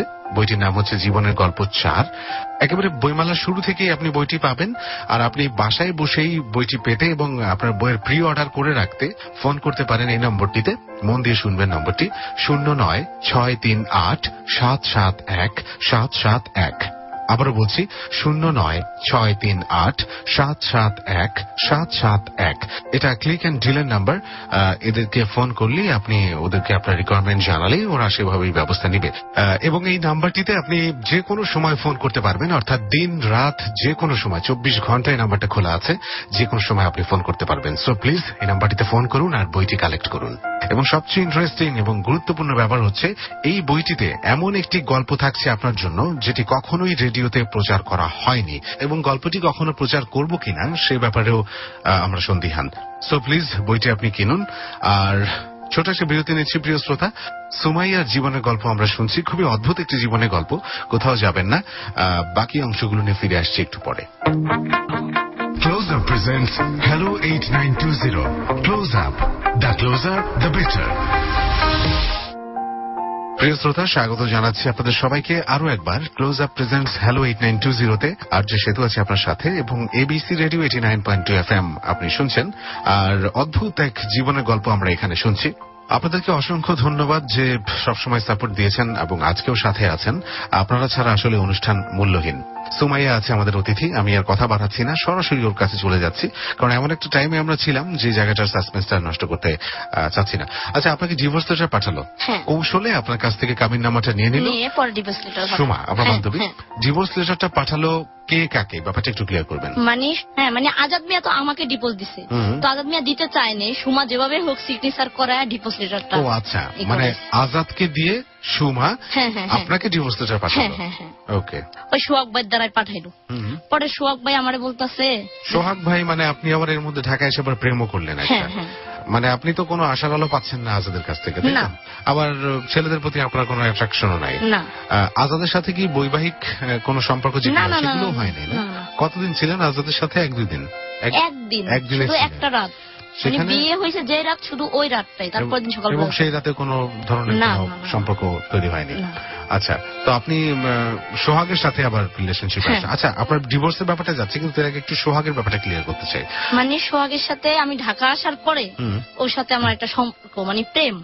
ও আমার অফার দিছিল, তো আমি তাতে রাজি হয়েছি। রাজি হয়ে ওর সাথে প্রেম করতেছি। না, আপনার তো কোনো অ্যাট্রাকশন নেই সাধারণত ছেলেদের প্রতি, কিন্তু ওর প্রতি মানে ছেলেদের প্রতি অ্যাট্রাকশন নাই বলতে বলে কি, ওই যে যখন আরো একবার বলছিলাম না যে ছেলেরা অফার দেয়, 2-4 দিন কথা বলি, পরে যখন আমি বলে তোমাদের সাথে আর কথা বলবো না, আর ফোন দিও না, দিস ইজ নট অ্যাট্রাকশন। এরকম ভাবেই এটাও মেনে নিলেন, তাই তো? আচ্ছা, আর আপনি আজাদকে বিয়ে করলেন অনলি বিকজ অফ সুমার হাজবেন্ডও, তাই? সুমাকে আপনি বেসিক্যালি অনেক বেশি পছন্দ করেন, যেটাই হোক, এই কারণে আপনি আজাদকে বিয়ে করলেন। ওকে, আবার ডিভোর্স হলো তারপর থেকে? এরপর ডিভোর্স লেটার দিল, যাক দিছে, আমার আর কোনো প্রতিবাদ নেই। আমি এরকম যাক দিছে, ওর মন চাইছে, ও করছে, ওর ভালো লাগছে না, আবার ওর ডিভোর্স লেটার দিয়ে দিছে। কিন্তু আমি তো জানতাম আজাদ নিয়ে এই ডিভোর্স লেটার দিছে, কিন্তু এটা কিন্তু সুমা চালাকি কইরা আজাদ বাইরে দিয়া সিগনেচার করার পরে পাঠাইছে। আচ্ছা, তো আমার বোন বিয়ে হয়েছে বরিশাল কুয়াকাটা, তো কুয়াকাটা গেছি বেড়াইতে কদিন পরে। গেছি পরে ওখান থেকে মানে আসবো, এখন লঞ্চে আসা লাগবে, তো আসবো। তো একটা ছেলে একে অফিসে চাকরি করতাম, তো ছেলে বলতেছে কি, সুমাইয়া তোমরা তো বরিশাল গেছো, তো যদি আসো তাহলে আমতলের লঞ্চে আইসো, তো একসাথে যাবো, আমগুলো সিট উঠাইও, তোমরা তো একবারে ঘাটের থেকে উঠবা আর আমরা মাঝখান থেকে উঠবো। আমি বললাম যে আচ্ছা। তো আমরা আমতলের লঞ্চে যাবো, তো গেছি। আরে ভাই কি জ্যাম লঞ্চে, ঈদের সময় তো সেই জ্যাম।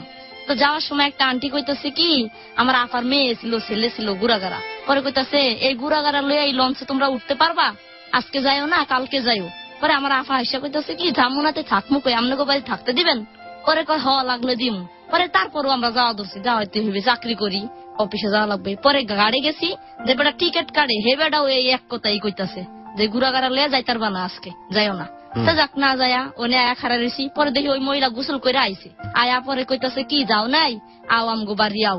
তা গেছি আমরা সবাই হ্যাগো বাড়ি। এটা কি বরিশাল থেকে ফেরার সময়? হয়, গেছি হ্যাগো বাড়ি। এখন ফিরি নেই, ওই বরিশালে আছি, লঞ্চে তো উঠিয়ে নেই, মানে ভালোই অবস্থাশালী। এরপরে গেছি, 2 বোন 2 দুলাভাই, তারপরে আমি গেছি। যাওয়ার পর ওই মহিলাগো বাসায় ভাত টাত খাইলাম। হ্যাঁ জামাই আসছে, গাড়ে লঞ্চ গেছে, তারপরে হ্যাঁ জামাই আসছে, আয়া কয় কি এই ঘুরাগাড়া তো কইছিলাম যে যাইতে পারবি না লঞ্চে, মুগো বাড়ি থাক। এরাই আইসে আমগো বাড়ি। পরে কয় হয়। পরে হ্যাঁ করছে কি মুরগি নিয়ে আইছে। পরে আমার আফা আর ওই মহিলা মুরগি বাঁচতেছে। আচ্ছা। পরে এর ভিতরে গল্প করতেছে 2 জন মিল্লা যে কয় ছেলে মেয়ে। পরে ওই আন্টি কইতাছে আমার 1 ছেলে 1 মেয়ে, তে মেয়েটা বিয়ে হয়েছে ঢাকা স্থানীয় পোলার কাছে, আর একটা ছেলে আছে। পরে কয় বিয়ে শাদী করার নাই। কয় গেদু ওরকম ভালো লোক পাই না, মাইয়া পাই না ভালো বিয়ে শাদী যে করাম। পরে কয় দেখেন, পরে কয় এগা তোমার কি লাগে? কয় বোন। কয় এরকম ছোট ছোট মাইয়া পাইলে তো আমার পোলার লেগে রাখতাম। এমনি কথাবার্তা উঠতে উঠতে আমার আফাও রাজি, হ্যাঁ রাজি। মানে আপনার সাথে বিয়ের ব্যাপারে? হ্যাঁ আমার সাথে বিয়ে। ওনার ছেলে? হ্যাঁ আচ্ছা। ওই আন্টির ছেলে। পরে আমার বোন কথা বলতেছে, তেমনি এমনি কথা কথা উঠে গেছে, হ্যাঁ বিয়ে হইবে। আচ্ছা, তখন আপনার ফ্যামিলি তো জানে না, না আজাদের সাথে এত কিছু? হ্যাঁ জানে, আমার মা জানে, আর কেউ জানে না, আমার মা জানে। এগুলোকে আপনি জানাইছেন না? হ্যাঁ আমি আমার মারে আমি নিজেই জানাইছি। আর বাট আমার মারে মানে আমি খুবই ভালোবাসি, বুঝছেন।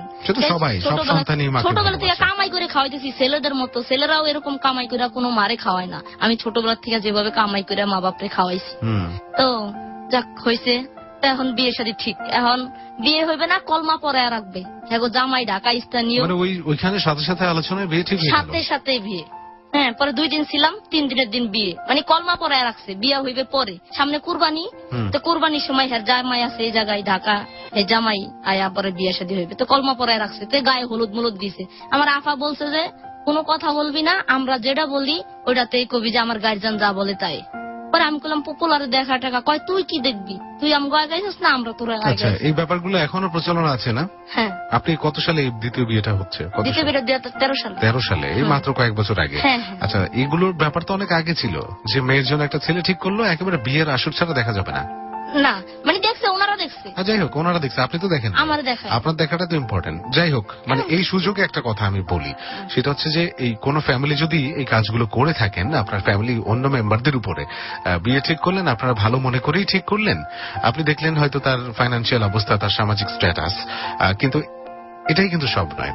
যার সাথে যার সংসার করতে হবে সারা জীবন, ওদের দুজনের মধ্যে একটা আন্ডারস্ট্যান্ডিং কিন্তু অনেক ইম্পর্টেন্ট। মানসিক বোঝাপড়া না হলে যতই অর্থশালী হোক আর সামাজিক স্ট্যাটাস আলা হোক না কেন, এটা কখনোই একটা সুন্দর একটা আনন্দের সংসার হয় না। অনেক ক্ষেত্রে হয়েছে, সবসময় হয়তো হয় না, ম্যাক্সিমাম টাইমে এই ব্যাপারটা একটু ভেবেচিন্তেই করা উচিত। যাদের বিয়ে হবে তাদের মধ্যে আন্ডারস্ট্যান্ডিং, বোঝাপড়া, দেখা সাক্ষাৎ এগুলো ইম্পর্টেন্ট। তো আপনার কি হলো, 2 দিন থাকলেন, 3 দিনের দিন বিয়ে হলো। তো বিয়ে হয়ে গায়ে হলুদ টলুদ দিল, মানে কলমা পরে রাখছে, বিয়ে হয়নি। আচ্ছা। হ্যাঁ, তো গায়ে হলুদ টলুদ দিল, ইটি হইলো। পরে ছেলেরে আমি দেখছি ঘরে আসছে। ছেলে কি মানে কোথায় থাকতো? ওখানেই থাকতো।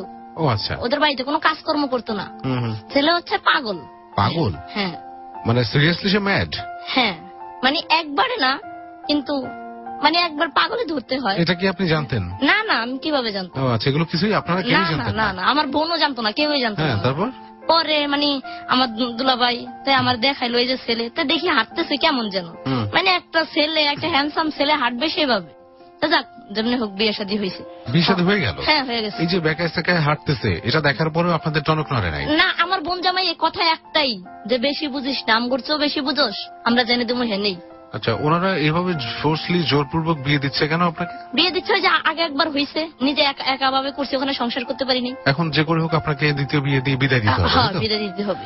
আবার আমার বোন জামাইয়ের এখানে একটু কারণ ছিল, আমার বোন জামাইয়ের মানে ভাই আছে, তো ওর ভাই আমার বিয়ে করতে চাইছিল, মানে কোনো প্রেম টেম কিছু না, বিয়ে করতে চাইছিল। মানে আপনার বোনের স্বামীর ভাই? হ্যাঁ, মানে অথবা আমার বিয়াই।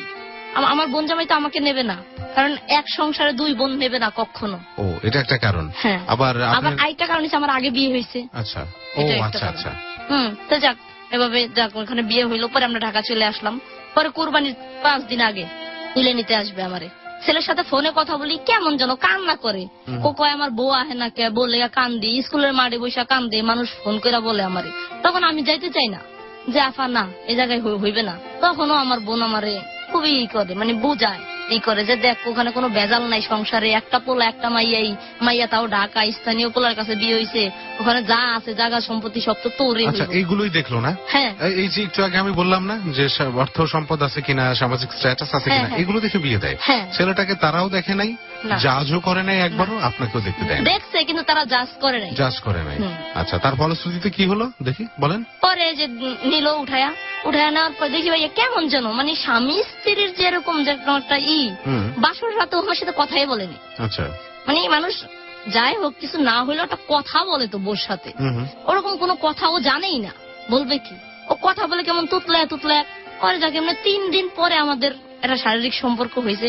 3 দিন পরে, বিয়ের 3 দিন পরে। সেটা ইন্সপায়ার্ড কে করছে? ও তো পাগল, ও তো কিছু বুঝে না। ওর বোন জামাই কিভাবে কি শিখায়া দিছে যে যায় বোর সাথে এরকম, মানে ওরকম কোনো থাকা না যে যেরকম একটা স্বামী স্ত্রীর রিলেশন, ওরকম না। তখন মানে এমনি আমার সাথে কথা বললো, তখন তো কাজ কাম করে না। আমি ওরে বলি তুমি কোনো কাজ কাম করবা না, সারা জীবন আমরা চলবো কিভাবে? কয় আমার আব্বা আছে না। আমি কই তোমার আব্বা মরে গেলে? তখন কয় মরবে না জীবনেও। এটা কি ভালো মানুষের কথা যে মরবে না জীবনেও? যাকে এভাবে কথা বলে, ওর মাও ওরে পাগলে বলে। তারপর ওর মা মানে ওদের দিক দিয়ে আমার রাখতে চাইছিল যে আমার ছেলে না থাক, আমরা তোরে সুখে রাখবো। স্বামী যদি যেখানে সুখে না রাখতে পারে, ওখানে শ্বশুর শাশুড়ি কি করবে? একটা মেয়ে বিয়ে বসে স্বামীরে দেখাই, পরে ওই চাচি শাশুড়ি আছে ওই বাসায়, তো চাচি শাশুড়ি আমার সাথে খুব মিল। আরে আমি আম্মু ডাকি, তো হে কোথাছে মা তুই তো আমার আম্মু ডাকস, আমি চাই না ইচ্ছা করে আমার মেয়ের জীবনটা এই জায়গায় নষ্ট হোক। আমি এই জায়গায় জৈলাপুরা মরতাছি এই 11 বছর ধরে, আমি চাই না তুই ওই জায়গায় জৈলাপুরা মর। পাঁচ তো নামাজ পড়ে তখন আল্লাহর কাছে কইতাম, আল্লাহ যদি আমার এখানে সুখ হয় তুমি যেভাবে হোক যত কষ্ট হোক আমার এখানে রাখবা, আর যদি আল্লাহ আমার এখানে সুখ না হয় তুমি যে কারো উসিল্লায় আমার এখান থেকে বের করে নিয়ে যাবে। পরে ওই চাচি শাশুড়ি একদিন কয় কি, তখন বাচ্চা হয়েছে, মেয়েটা সিজারে হয়েছে, হওয়ার পরে কয় তুইও যাবি গা আমিও যাবো। চাচি শাশুড়ির সমস্যা কি ছিল?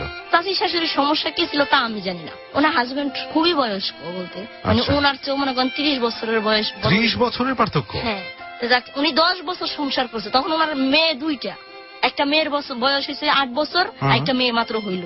তো বাবা উনি কোথায় আমিও চলে যাবো। তখন আমার বাবু পেট বোন জামাই শিখায়া দেয়, 10-12 দিন পরে এসে একদিন কিভাবে যেভাবে হোক প্রেগনেন্ট হয়েছি 1 মাস। তখন চেক আপ করাইলাম, হ্যাঁ ইএসআর।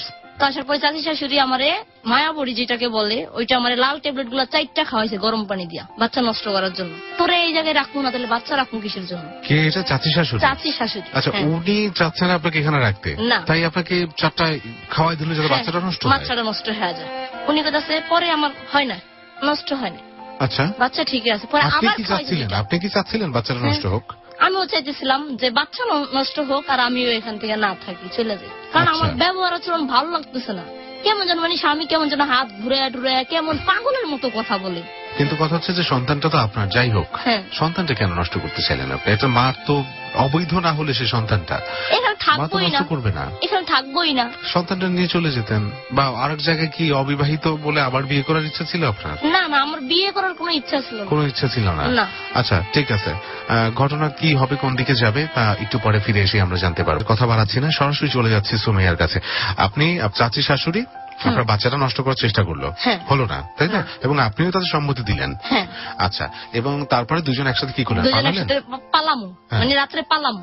পালার পরে আমার চাচি শাশুড়ি করলো কি, পাশের বাসায় গেল, হয়তো এই ট্রেনে থাক, আমি পাশের বাসা থেকে আসি। তা আমি কইলাম আচ্ছা, পাশের বাসায় আর মেয়েরে আনতে গেছে। পরে আইসা হ্যাঁ করছে কি, ওই জায়গায় একটা মহিলারা যায় কইছে কি ওর শাশুড়িরে যায় খবর দাও যে বউ পলাইতাছে। আপনার চাচি শাশুড়ি এটা করছে? হ্যাঁ, উনি এটা, উনি তো আপনাকে পালাতে হেল্প করছে। হ্যাঁ, এরপর আবার উনি এটা করছে। আচ্ছা, উনি আমার এই হাত পায়ে ধরে কান্নাকাটি করতেছে, মা তুই যা, মা আমার তো অর্ধেক বয়স শেষ বিয়ার, আমার 10 বছর হয়ে গেছে গা বিয়ার বয়স, তুই তোর জীবনটা নষ্ট করিস না, তুই যা। টাকা পয়সা দিল আমারে চাচি শাশুড়ি, হ্যাঁ দিয়া হ্যাঁ বাইয়া গেল। আর আমার শাশুড়ি আইল। তো উনি এগুলো করলো কেন? আপনাকে নিয়ে বের হলো আবার? এটা উনারও স্বার্থ ছিল, কিছু জায়গা জমি আছে তো ওই জায়গায়, আপনাকে বাড়ি থেকে বের করা মানে আমি খুব একটু চালু, ঠিক আছে। আচ্ছা, তা আমার শাশুড়ি এসে আমার হাতে নাতে ধরে ফেলাইছে, বউ তো পালাইতে ধরছে।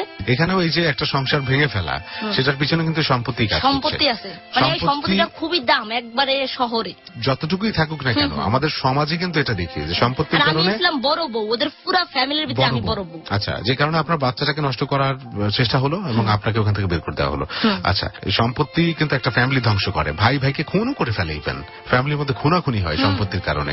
কিন্তু একটু ভেবে দেখবেন প্রিয় শ্রোতা, সম্পত্তি কি কোনো সম্পর্কের চেয়ে বেশি কি না, একটু ঠান্ডা মাথায় চিন্তা করলে অ্যান্সার পাবেন। যাই হোক, তারপর কি হলো? এরপরে যাক আমার শাশুড়ি ধরে ফেলাইলো। পরের দিন বিচার টিচার হইলো যে তুই আবার আমার লাখিসের ভিতরে হেয়ার কাপড় চোপড় ছিল। আচ্ছা, পরে কয় তুই হেয়ার কাপড় চোপড় চুরি করে লইছিস কি? হ্যাঁ। আমার শাশুড়ি কইতাছে হ্যাঁ, আবার হের মেয়ের স্কুল ড্রেস ছিল, কয় ঢাকা নিয়ে বাগনি করে পড়াবি, এর লেগে স্কুল ড্রেস চুরি করে লইছিস। তা আমি এত অপবাদ সহ্য করতে পারতেছি না। আমি নামাজ পড়তেছি দোতলার উপরে, আর হ্যাঁ নিচে দাঁড়ায় দাঁড়ায় এগুলা বলতেছে। আচ্ছা, তারপর আপনি কি বলে দিলেন না আপনার সাথে? হ্যাঁ হ্যাঁ বলে দিছি। তারপর পরে আমি বলে দিছি, উনিও তো আমার সাথে যেতে চাইছিল।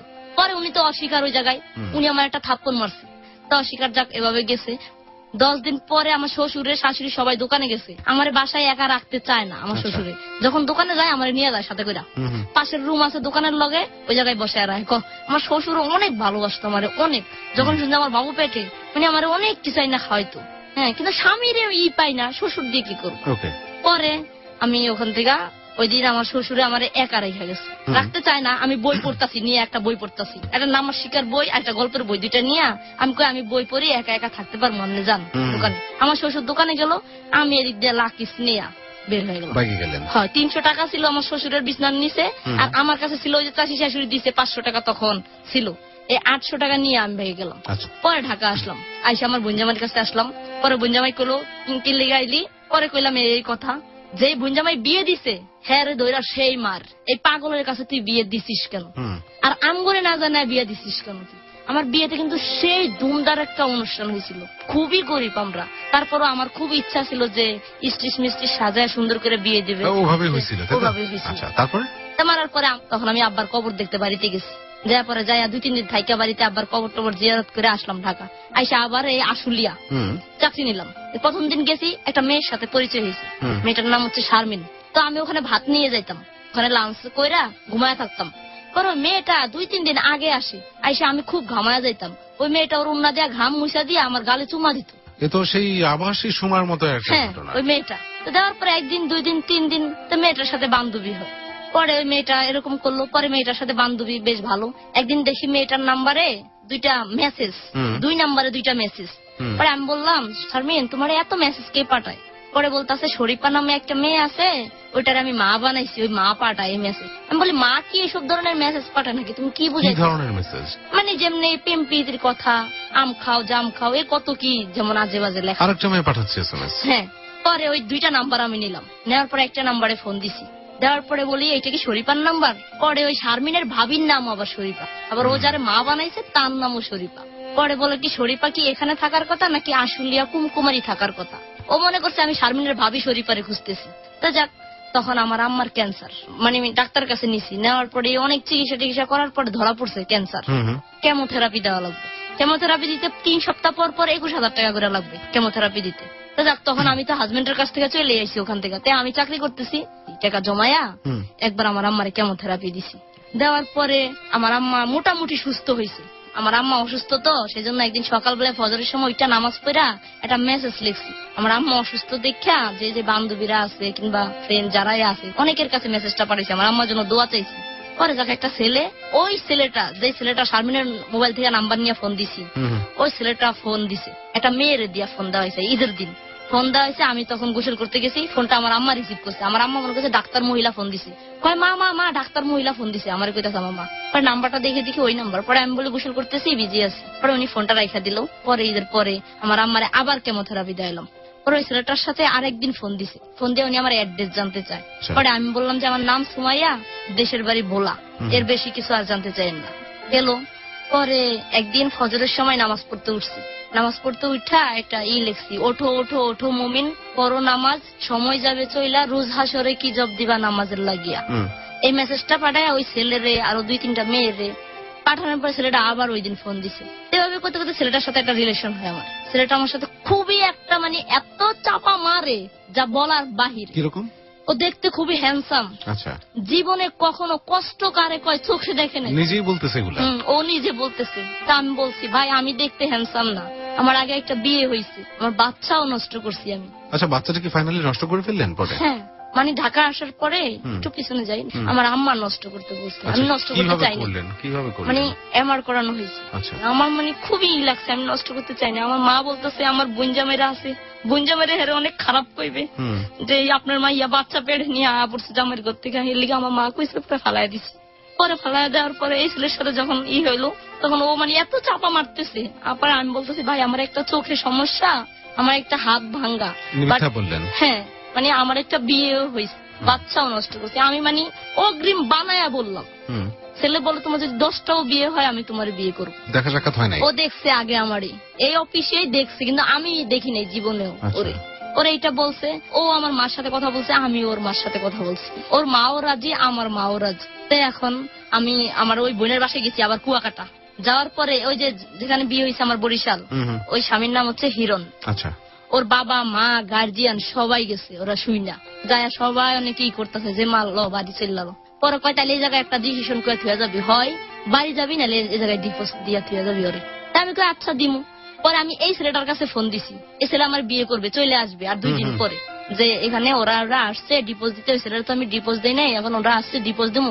ও বলে হ্যাঁ ডিপোজ দাও, আমি তোমার বিয়ে করবো, আমি ঢাকা আসবোই। তো যাক ডিপোজ দিলাম, দিয়া ঈদের পরের দিন গাড়িতে উঠলাম। ও গাড়িতে উঠছে ওর বাড়ির থেকে, আমি উঠছি আমার বোনের বাড়ির থেকে গাড়িতে। ওইটা ঢাকা আইসা 2জন নামলাম নবীনগর। ভাই কি বলবো, ছেলেটা দেখে আমার এত বিশ্রী লাগছে যা বলার বাহিরে। আচ্ছা। খুবই একদম নিম্ন পরিবারের মনে হয় সন্তান, খুবই কালো দেখতে, খুবই খাটো, একদম শরীরে হাড্ডি শুধু। আর আমি তখন দেখতে আরো অনেক সুন্দর ছিলাম। আচ্ছা। পরে দেখা আমি ওর দেখা জিদ্দের রাস্তার এই পার থেকে ওই পারে গেছি। তারপরে ছেলেটা আসছে এই পারে, ও বাড়ির থেকে অনেক কিছু নিয়ে আসছিল আমার জন্য, কলা বাদাম টাদাম, ওর মা অনেক কিছু দিয়ে দিছিল। কি বলবো, আমার মারে ফোন দিছি যে মা এই ছেলেটা তো আমার পছন্দ হয় না। পরে আমার মাকে পছন্দ হয় কি না হয় বাসায় নিয়ে আয় আগে। পরে মার বাসায় নিয়ে গেলাম, নিয়ে যাওয়ার পরে মারে দেখাইছি, মা এই ছেলে আমার পছন্দ হয় না। পরে আমার মা আমার সান্ত্বনা দিল কি যে মা কালা পোলারা বউরে অনেক ভালোবাসে, আর যে পোলারা বেডক বউ সুন্দর থাকে সেই পোলারা বউরে ভালোবাসে। তা আমি বললাম আচ্ছা তাই কি করতে চাও? মা তোর এই পোলার লগে বিয়া বুঝতে হবে। তো যাক 2014 সালের অক্টোবরের 8 তারিখে আবার বিয়ে হলো। আবার বিয়ে হলো, তৃতীয়বার বিয়ে হলো। হ্যাঁ তৃতীয়বার বিয়ে। তবে প্রত্যেকটা বিয়ে যে করছি প্রথম স্বামীর আগে ডিভোর্স দিয়ে নিছি, তারপরে তো ডিভোর্স দিয়ে নিছি। তো যাক আবার বিয়ে হয়েছে, আসলে রুম নিছি। তখন ওই শারমিন শুনলো যে ওই ছেলেটার সাথে আমার বিয়ে হয়েছে, ছেলেটা শারমিনের সাথে, শারমিনের মেসেজ দিত, শারমিনের পছন্দ করতো, কিন্তু শারমিন রাজি ছিল না। ও আমার বিয়ে করছে জিদ দে, শারমিনরে পছন্দ করতো। তো ও এখানেও একটা চাতুরীর মুখে পড়লেন আপনি। আপনি যেখানেই যাচ্ছেন একেবারে আপনার গল্পের মধ্যে এটাই আমরা খুব স্পষ্ট শুনতে পাচ্ছি। আর যে আপনাকে ভালোবাসছে সে একটা উদ্দেশ্য নিয়েই ভালোবাসে, উদ্দেশ্য নিয়েই ভালোবাসে, মানে ট্র্যাপে ফেলতে আপনাকে ভালোবাসে। হওয়ার পরে 3 মাস 1 মাস 2 মাস 3 মাস আমার স্বামী কাজ করেন, বাসায় বসে খায়, আমি তো বেতন পাইতেছি। আমার মা ওই দিয়ে ক্যান্সারে ভুগতেছে, চিকিৎসা করাইতে পারতেছি না, এই দিয়ে স্বামী বৈশা খাইতেছে। স্বামীরে বলি কাজ করতে, কাজ করে না। কাজ করো না শিলিগা, কাজ করতে ভালো লাগে না।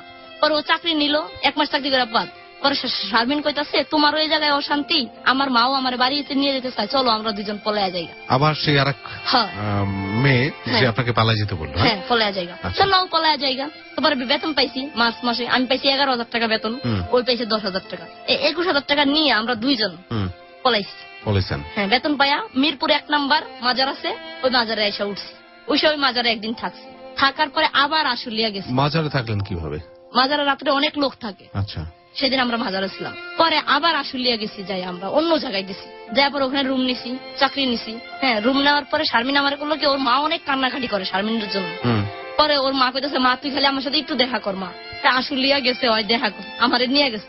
তোর 10,000 টাকা আমি ওর পকেটে দিয়ে দিছি, 10,000 টাকা নিয়ে যাও, তোমার মোবাইলও নিয়ে যাও, যদি তোমার মা না আইতে দেয় তাহলে তোমার টাকাটা আমার কাছে থাকবে কেন?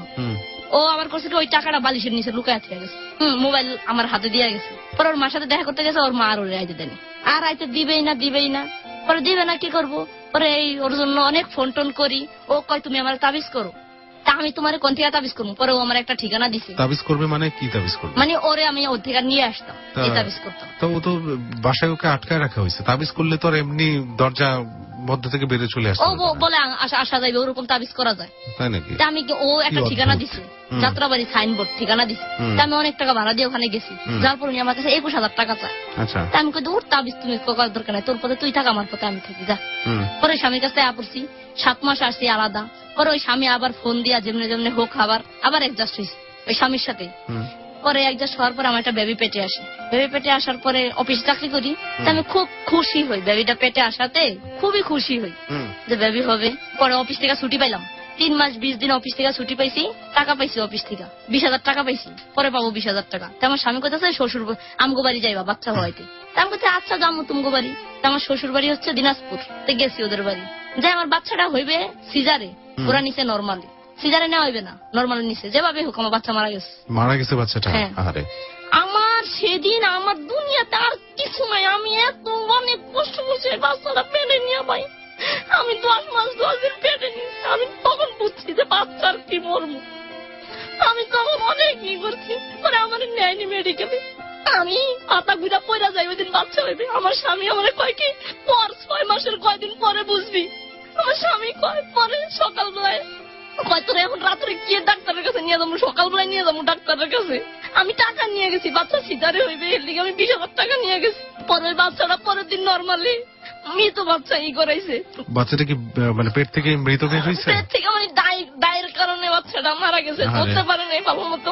বাচ্চা অনেক বড় ছিল তো, তা আমার হওয়ার মতো কোনো ইচ্ছে কষ্ট তো আর মার কিছু নাই। আরে পরে আমার বাচ্চাটা প্রিয় শ্রোতা, মানে ওর জীবনে দেখেন একেবারে শুরু থেকেই মানে এখন পর্যন্ত কিন্তু ছলনার মুখোমুখি হয়ে সবকিছুই হারাইছে। এই যে একটা শেষ সম্বল ছিল নিজের শরীরের একটা সন্তান, সেই সন্তানটাও জন্মানোর পরে দায়ের ভুলের কারণে যে বাচ্চাটা মারা গেল। মানে এটা কিভাবে সহ্য করে একটা মানুষ?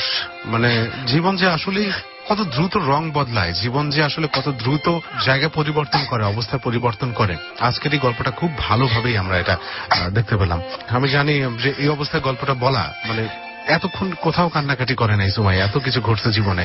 সবচেয়ে আদরের জায়গাটা, সবচেয়ে ভালোবাসার জায়গাটা সন্তান যে মায়ের কাছে। অনেক রাত ভাইয়া, রাত্রে রাত করিনি, সারা রাত বসে বসে কাটাইছি। পরে আমি আল্লাহর কাছে নামাজ পড়ে কইতাম, আল্লাহ আমার বাবা নাই, তুমি আমার একটা ছেলে দিও আল্লাহ। আমি যত বাবা খেয়ে রাখতে পারি, আল্লাহ আমার একটা ছেলেই দিছে। পরে আমার মার কাছে ফোন করছি, তোর আমার মা কি কান্না। পরে বাচ্চা মাটি দিল, মাটি দেওয়ার পরে ওখান থেকে চলে আসি কয়দিন পরে। আসার পর আমার স্বামী কোনো কাজ কাম করে না ভাই, আমি কামাই করি ও খায়। পরে বাচ্চা হয়েছে, পরে আবার টাকা আইছি। আসার পর অফিস থেকে আবার 20,000 টাকা পাইছি। 20,000 টাকা পাওয়ার পরে ওই টাকা দিয়া ও কইতেছে আমগো বাড়িতে যাইবো। আমগো বাড়িতে যায় নাই আর কোনোদিন, তাই আমি কইতেছে আমগো বাড়িতে যাইবো। তো ওই 20,000 টাকা দিয়ে ওরা মার্কেট করে টোরা দিচ্ছে, আমগো বাড়িতে নিয়ে গেছি। নিয়ে পরে আমগো বাড়িতে কয়দিন রাখছি, রাখার পরে আমি আবার প্রেগনেন্ট।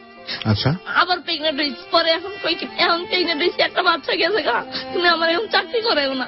ও কয় আমি তোর বসে খাওয়াইতে পারবো না। আমি কই তুমি কাজ করো, একটা পুরুষ পারে না এমন কোন কাজ আছে? আনলে তুমি চুরি পিন্দা ঘরে বসে থাকো, আমি তোমারে স্বামী হিসাবে খাওয়ামু। আমার স্বামীরে আমি এগুলা বলতাম, বউ যেটা করা লাগে তুমি এটা করবা, আমি স্বামী হিসাবে দেখো আমি কেমনে কামাই করে মা বাপ চালামু, তোমারে চালামু, সব চালামু। পরে আমি আবার চাকরি নিচ্ছি। আমি কই 2-3 মাস চাকরি করি, পরে বাচ্চা যখন 4-5 মাস হবে তখন চাকরি ছেড়ে চলাম। পরে ও কয় আচ্ছা। পরে বাচ্চাটা 3 মাস পরে আবার পড়ে গেছে। আবার পড়ে গেছে মানে বাচ্চাটা নষ্ট হয়ে গেছে। বাচ্চাটা নষ্ট হয়ে গেছে আবার। তখন আবার এই চাকরি করতেছি, তো এখন ওই পর্যন্ত চাকরি করতেছি, এখন আর বাচ্চা হয় না। বাচ্চা হয় না, এটা কি বাচ্চা হওয়ার যে সিস্টেমটা সেটা কি নষ্ট করে ফেলছেন আপনারা? না না না, ওরা কি ন্যাচারালি এই জিনিসটা নষ্ট হয়ে গেছে? বলতে পারি না তা, কিন্তু এখন আমার বাচ্চা নিতে চেষ্টা করি। এখন আমার স্বামী যে আছে ভাই আমার প্রতি এত বিশ্রী ব্যবহার করে, মানে ও দেখার মতো কোনো ছেলে না। ঠিক আছে, একসাথে আছেন স্বামী স্ত্রী? হ্যাঁ, ওর দেখলে মানুষ থু ফালাইবে, ও এরকম একটা। তারপর আমি ওর থাকতে চাই ওরে নিয়ে, কারণ ওর প্রতি আমার অনেক মায়া হয়ে গেছে। আমি চাই না সংসার ছেড়ে যাই। ওরে আমি নিজে চাকরি করে আমার মারে খাওয়াই না, আমার মায়া তো কষ্ট করে বাড়িতে ভাই। মাসে 1,000 টাকা পাঠাই, যখন ফোন দেই কমা ডাল দিয়ে ভাত খেয়েছি। আমার এত কষ্ট লাগে ভাই, তখন আমার মা ডাল দিয়ে ভাত খায়। মা ডাকাও আসে না, আমার একটা পাগল পোলা। ওই কয় কি মা আমি 10 দিন পরে হলো আমার পোলা একদিন মা কয়ে এত ডাকে, আমার এটাই শান্তি, আমি না খেয়ে থাকি। আমার কোনো ঘর বাড়ি নেই, মানুষের ঘরে থাকে, মানুষের ঘরে থাকে। পরে মা এই 1,000 টাকা দিয়েই খায় চলে ফিরে। মাসে আমি 10,000 টাকা বেতন পাই। স্বামীর পিছিয়ে দেই, স্বামী ঋণ করছে 50,000 টাকা দিয়ে গাড়ি বানাইছি, তাও গাড়িতে যায় 50 টাকা 100 টাকা ভাড়া মারে, তাও না আমার যায় না। কত রাতে টাকা তুমি কিনলিগা? আমি কই আমি মাসে 10,000 টাকা বেতন পাই, তোমার দেয়, আর তুমি এই 2 টাকা 1 টাকা আমার তো দিতে পারবো না। মানে কোন ধরনের সাপোর্ট স্বামী হিসাবে যেটা দেওয়া দরকার কিছুই দেয় না। ভালো ব্যবহারও করে না, কেমন মানে আমি ওরে কই তুমি আমার সাথে ঘরে খারাপ ব্যবহার করো, মানুষের সাথে আমার তুমি কইরা কথা বললো, তুই কইরা কথা বললো না। ও কয় তোর কি আপনি কইরা ঘুমো, আপনি কইরা ঘুমো। আমি কই আপনি কইরা না, তুমি কইরা কও, মানুষের সাথে আমার লজ্জা লাগে, বুঝো না। আজকে প্রিয় শ্রোতা, আপনার সুমাইয়ার জীবনের গল্পটা শুনলেন এখানে, এবং জীবন যে কত ভয়াবহ হতে পারে এই গল্পটা অন্যতম একটা নমুনা তার। ওর জীবনটা শুরু থেকে শেষ পর্যন্ত মানে এখন পর্যন্ত ভয়াবহ একটা পরিস্থিতির মধ্যে আছে। ওর কিছু অদ্ভুত ব্যাপার আমরা লক্ষ্য করেছি, যে মেয়েদের প্রতি ওর ইন্টারেস্ট, সবকিছু। 3-3টে বিয়ে হয়ে গেল, 3-3টা সন্তান পেটে আসছিল, একটা সন্তানও বাঁচাতে পারেনি। একটা মায়ের এর চেয়ে বড় কষ্ট।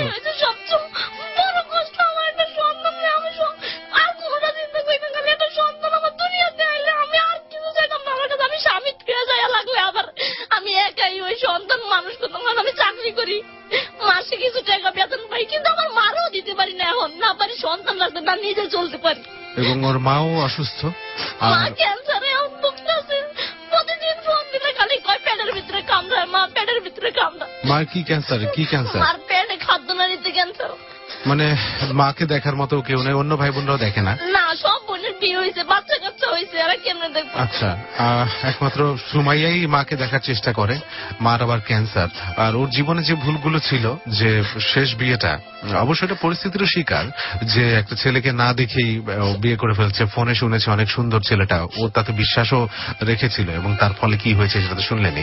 তারপরে ফ্যামিলিরও কিছু ভুল ছিল, সেটা হচ্ছে দ্বিতীয় বিয়েটা যেখানে হলো, সেখানে ওই ছেলেটাকেও তার বোনের জামাই এরা দেখার সুযোগ থাকা সত্ত্বেও দেখেনি, জোরপূর্বক বিয়ে দিয়ে দিল। এটা একটা ফ্যামিলির একটা স্বার্থ ছিল।